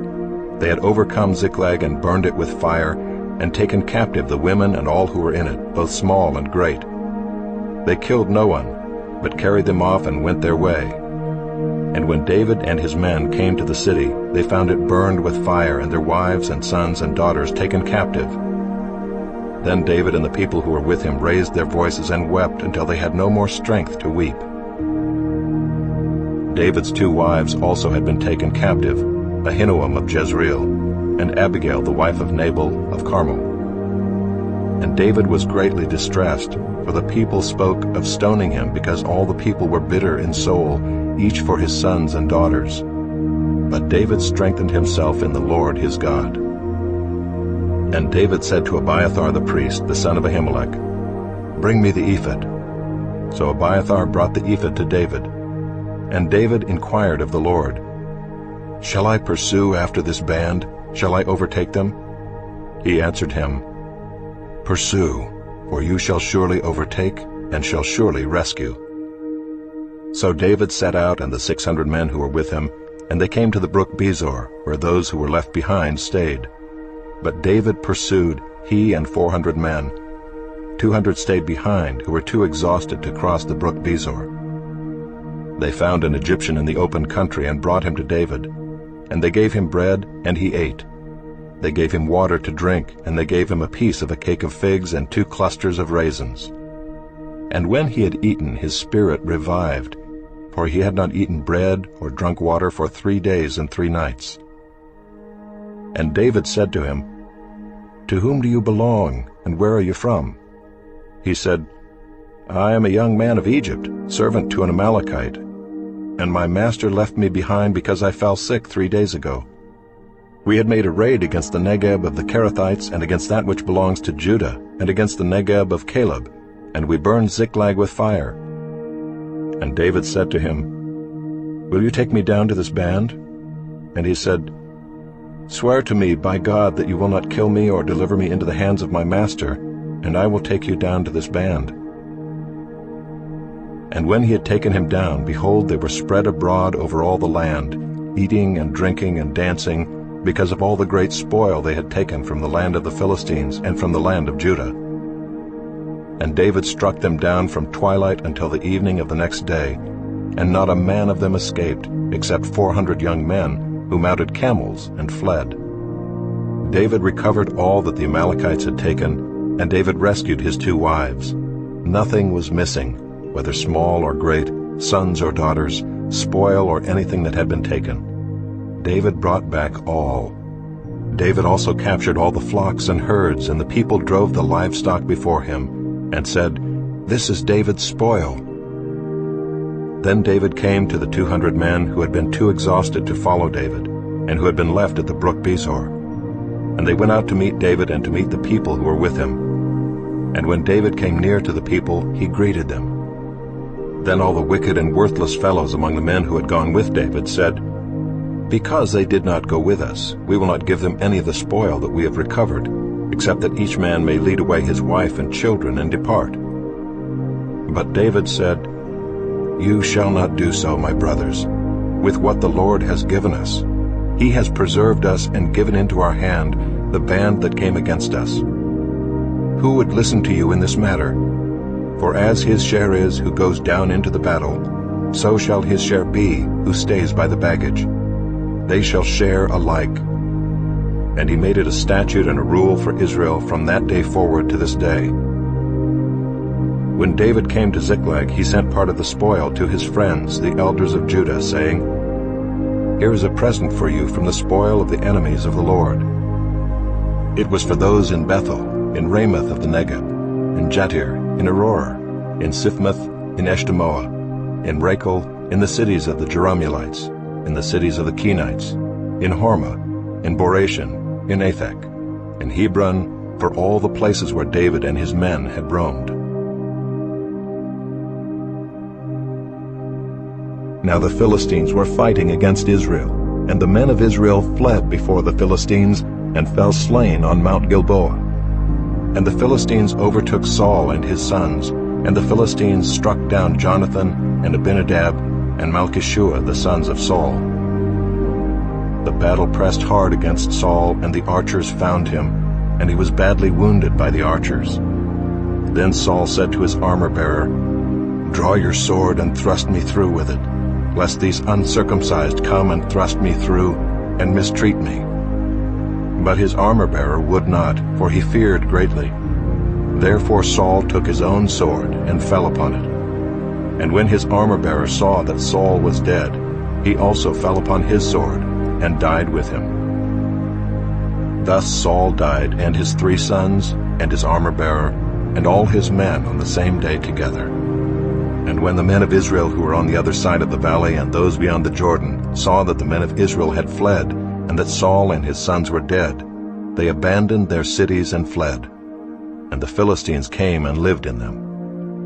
The next day, when the Philistines came to strip the slain, they found Saul and his 3 sons fallen on Mount Gilboa.